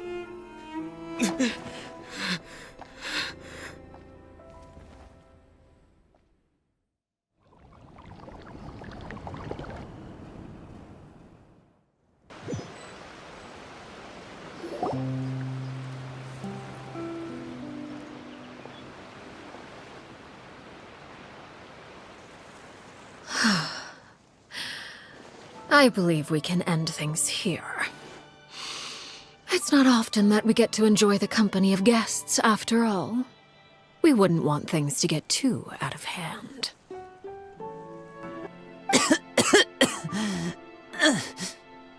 Brother, are you alright? Lenny. Given that I am the victor of this duel, as agreed, the punishment stands. No! I never thought things would end like this. However, everyone involved in the duel demonstrated a remarkable level of strength and determination. In light of this, I'm prepared to change the method of execution. Elwar, the bottled flames I gave you for safekeeping. Do you... Yes? I wasn't sure what they were for, but I've kept them super safe. I didn't lose a single one. Wonderful. Then, in just a moment, I'll have you administer them. Bottled flames? Indeed. They're the product of a secret experiment. Under certain special circumstances, flames can be extracted from my person and preserved. Once ingested, searing pain will spread across every inch of your body. No harm will come to you physically, but your memories will be burned away. If you can withstand the pain, when you awake, you'll have forgotten everything you know about the House of the Hearth, and will be expelled from the organization. In other words, administering this concoction will kill the version of you that grew up in the house, and give you a new identity.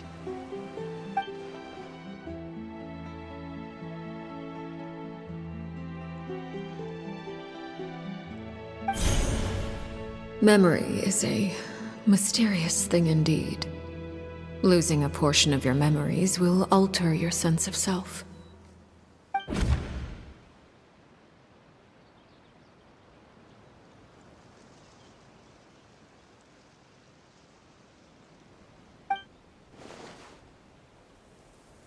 So, you're just letting us go, Father?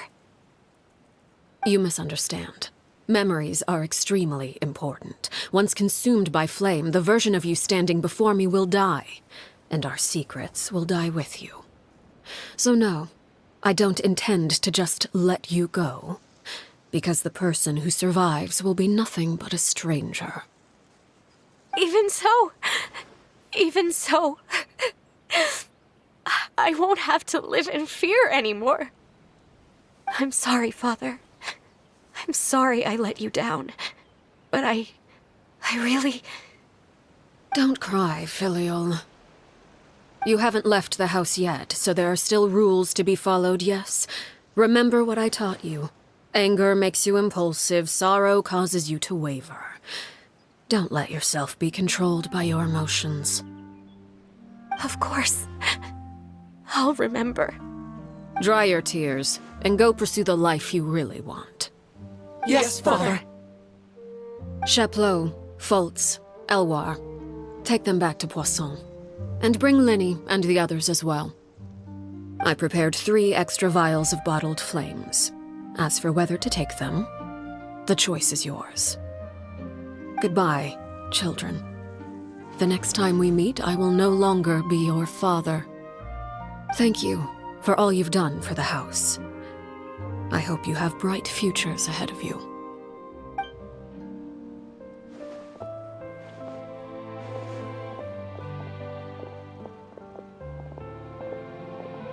Father. Let's go.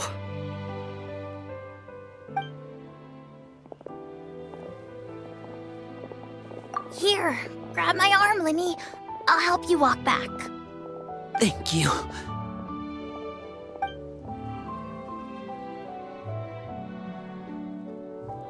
Clairvy.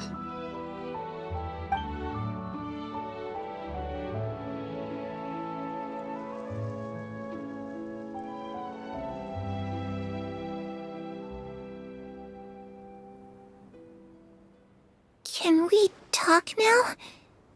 I've been waiting for a super long time. You really are Perry, aren't you? I haven't seen you in so long. How come you're all grown up? Wait, did I somehow travel to the future on accident? Or am I dreaming? What a long dream. Neither. You died, Clairvy. That's what happened. You could have at least sugarcoated it a little. Look, she's that speechless. Oh. Okay then. Huh? That's it? You accepted it just like that? Yep. If that's what Perry says happened, then I believe her. Perry wouldn't lie to me. Plus, I don't really need to know why I'm like this. I'm more curious about what happens in the future. If you're a harbinger now, Perry, that means Mother is gone, isn't she? Can you tell me about it? I want to know what happened to her. And to me. You never stopped trying to defy fate. At first, no one believed you. You could only vent your frustrations to the moon. In fact, you often sought comfort in the night sky. You wanted to see the aurora, so one night we promised each other we would go to Snezhnaya to see it together. Later on, you tried to run away, but you were brought back each time. Mother spared your life, but it wasn't out of kindness. Instead, she decided to make an example of you by slowly torturing you over time. That way, the other children would know what happens to traitors. Still, you never gave up. Mother hoped that through ruthless duel after ruthless duel, she would be able to crown an ultimate victor among the children she raised. But you called on everyone to unite, to fight to a draw in order to reduce casualties. Your efforts may have only delayed the inevitable, but still. You gave them hope. You tried everything you could think of, but every attempt ended in failure. Still, you never turned your sword on Crucibina, and you never turned it on me. On that gloomy day, you told me, "For the last 16 years of my life, I've done everything I can to fight for freedom. But now, I realize that the only freedom I truly possess is the freedom to choose to die." I never imagined I would say something like that. I must have been feeling really worn down. But somehow, I still think I understand. According to Mother's plan, only one of us was going to make it until the end. And I always hoped that person would be you. If I could do it all over again, I still don't think I would make a different choice. Even when I first met you, I knew you'd be able to do what I couldn't. Is that so? Even now, I'm not sure I truly understand what kind of freedom you were trying to pursue. But as the head of the House of the Hearth and as the children's father, I've tried to give them the most basic of freedoms. The freedom to choose their own fate. It's something I discussed with the Iudex of Fontaine. The children who want to leave the house will have their memories wiped clean of all secrets pertaining to the organization. In return, they will be allowed to live a normal life in Fontaine without being prosecuted for their past. Of course, I won't simply hand freedom to them on a silver platter. They have to fight for it and prove themselves worthy of it. Only freedom that is earned has true value. That's more than enough. That's exactly the kind of life I was fighting for. You know, Perry, I think you're a pretty amazing king, and a really great father, too. I'm really happy that you're the one who took over the house. I guess I do have one regret, though. I still haven't seen the outside world. Well, it just so happens that our dear guests over here have been to many nations and traveled to countless places. Perhaps they would be willing to tell you what the outside world is like. Really? Of course! We've traveled all over the place. We've got so many stories, we could probably talk your ears off for 3 days straight!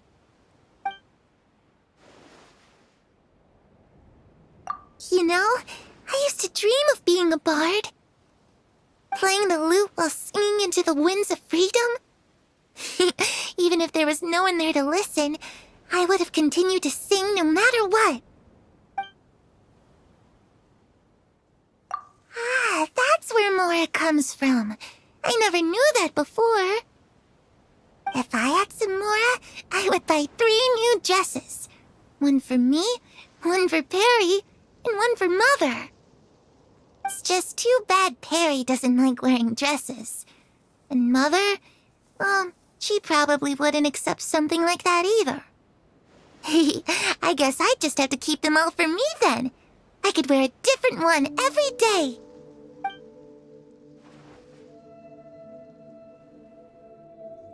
Those yokai you mentioned, what do they look like? I once saw a drawing of this one guy with horns on his head and a super scary face. Are there any yokai like that? Oh, sounds like you're talking about an Oni. Yep, we've met one, and let Paimon tell you, they're not nearly as scary as they look. I was always too afraid to skip Mother's fighting lessons. But at the academia, I bet you could do all sorts of secret things in class. Things that have nothing to do with studying. I'm just kidding. Being able to study whatever you want without having to fear for your life. Actually...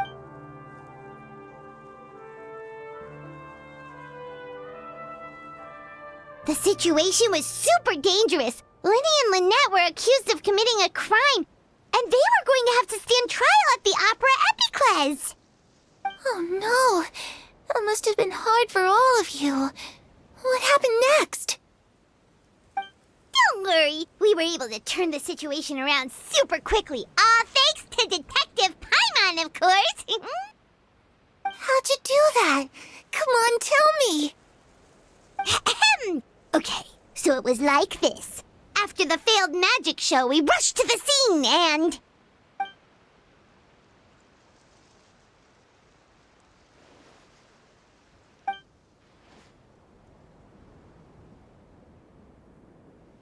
Shadows don't have the capacity to learn or grow. Any new information they encounter is quickly forgotten over time.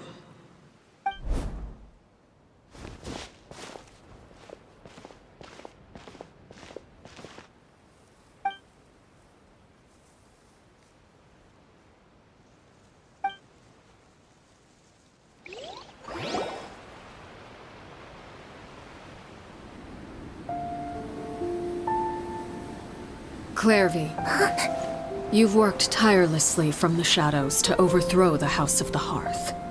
Now, by my authority as the Knave, I shall announce how this matter ends. You are hereby expelled from the House of the Hearth. You are no longer tied to this place, nor are you bound by its rules. You're saying that I can finally leave? I get to experience the outside world as well? Oh, I almost forgot. There's no getting older for me.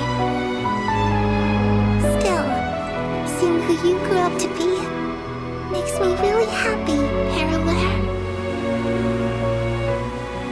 Take care of yourself. Goodbye. May we meet again someday.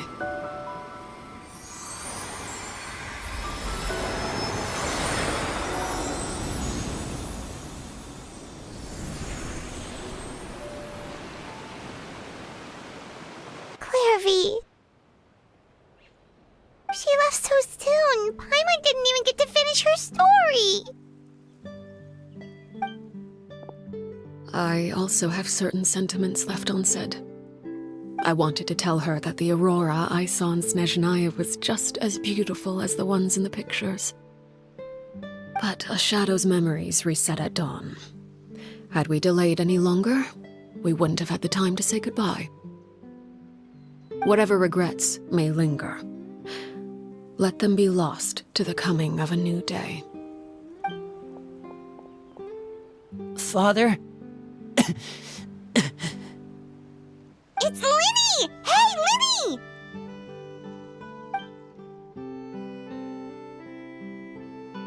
What is he doing back here? Let's go check it out.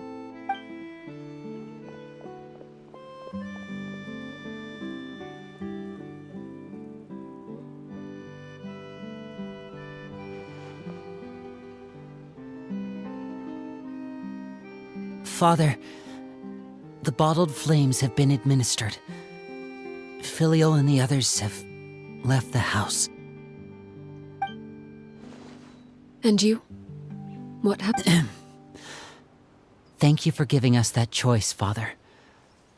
But we never wanted to leave the house. It's the only home we've ever known. Lynette and Fremine feel the same way. They're recuperating back at the Hotel Bouffe d'été. But I decided to come back and tell you where we stood. I'm sure you're well aware of the expectations I have for you. I want you to follow in my footsteps and become the next king of the house. Yet you seem to have different ideas. I must admit, I'm rather surprised by your decision to stay. There's nothing wrong with choosing to live a quiet life. Leading this organization is a heavy responsibility, one not so easily carried by someone forced onto the throne. I just never understood what you saw in me. What made you believe I was deserving of that throne?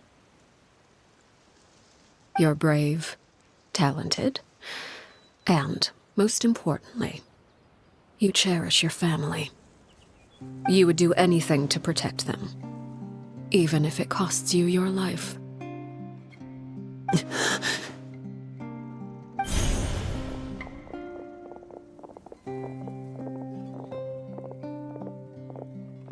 Speaking up back there was so brave of you, Linny. It's all thanks to you that we were able to convince Father to back down. You're a hero, Linny. Hero? Father is the real hero.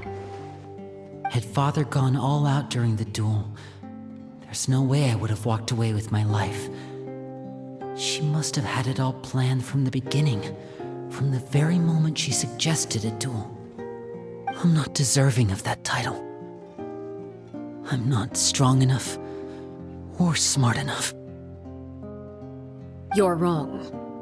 In my opinion, all you need to be deserving of the throne is conviction and the necessary strength to act on it. We may have different ideas of what it means to be a family, but you can hardly be said to lack conviction. Even without that strength, You still chose to face me in a duel, even though the odds were stacked against you. That capacity to honor your convictions is what I truly see in you. Father. No one knows what the future holds, what tragedy or triumph may be in store. Being at the head of this organization requires the strength of will to face whatever comes. Caution will only hold you back. If reaching a certain standard were required to go after what you want, I would never have succeeded in killing my predecessor. Back then, there was still a considerable gap between our abilities. Strength may decide the ultimate victor, but those who let a lack of strength dictate their decisions or undermine their convictions will never be worthy of the throne. I understand, Father. Thank you. Children must grow up to surpass their parents. Only then can a family continue to flourish. The road ahead is not an easy one, so I'll ask you one last time. Are you certain you want to stay? You've done so much for me, Father, and that kindness must be repaid.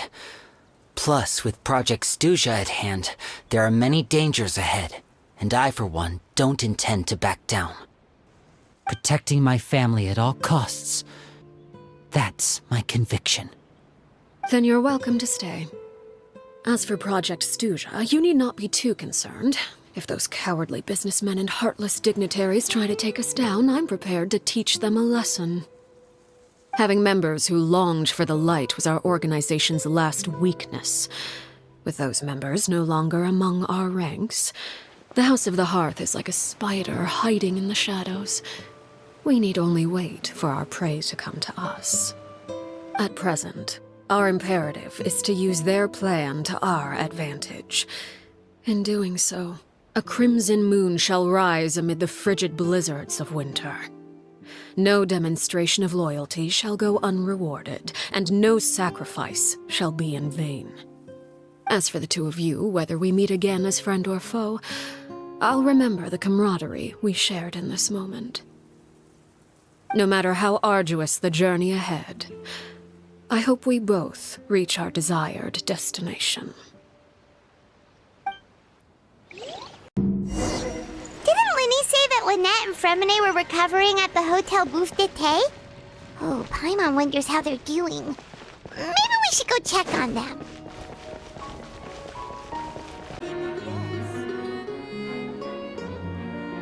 Lynette? Fremine? How are you feeling? Much better. Whew, what a relief!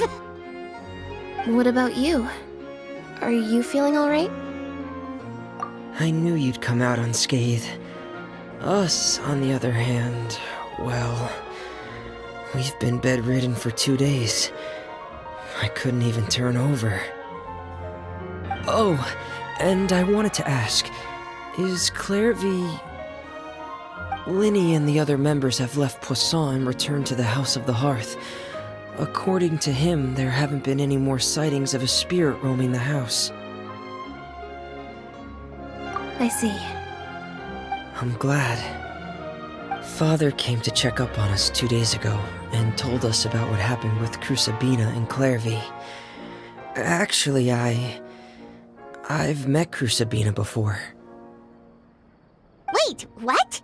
You've met the former knave? Crusabina died a year after Clairvy.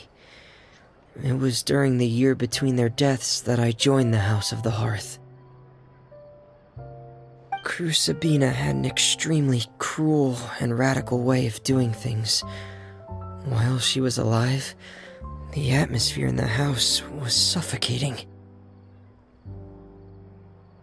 When I joined, though, the experiment she valued so much had already come to an end, and all the people involved, dead and injured alike, were gone. Crusabina never talked about the past with us newcomers. A couple of months after I joined, Father killed Crusabina and burned all her files. With that, the names of all the people subjected to her experiments, Clairvy included, were lost to the flames, along with the painful memories they represented. Father took in Lenny and me a couple months after that, but she never mentioned anything about Crucibina or Clairvy. It really seems like something she was planning to keep to herself. The last time you talked to her, did she mention why she kept it a secret for so long? She said she didn't want us to be affected by the darkness of the past. She was worried we'd develop a false sense of gratitude towards her if we knew about it. The foundation of a family should be free of any corrupting influence. Whatever happened in the past, it has nothing to do with who we are now. And that's what Father told us in the end. But I still thanked her for everything. It was only after hearing about what Crucibina did that I finally realized how insignificant our lives could have been. The members of the house meant nothing to her. To say that she valued them in any way, even just as a tool, would probably be giving her too much credit. If Father hadn't taken over the House of the Hearth, I probably would have already... Father rarely brings up the fact that she saved us. She doesn't believe that being indebted to her should be what ties us together. But even if we didn't owe her anything, we would still choose to stay. Because this is our home. We may have arguments or times when we feel wronged. Some people may even choose to leave. But as long as Father is here, we will always have a home. Whether the path before us is bathed in sunlight or shrouded in shadow, we'll follow Father wherever she chooses to go. So I wanted to say thank you for helping us make it through this crisis. Without your help, we could have lost a lot more along the way. Oh, we didn't do anything, really. Of course. You're welcome anytime. Are Filio and Nantoy okay? I actually saw them at a cafe this morning. They didn't recognize me. From what I could tell, they were drinking coffee and talking about one of the operas that started running recently. They seemed happy. If I had to take a guess, I would say they finally found the kind of life they always wished for.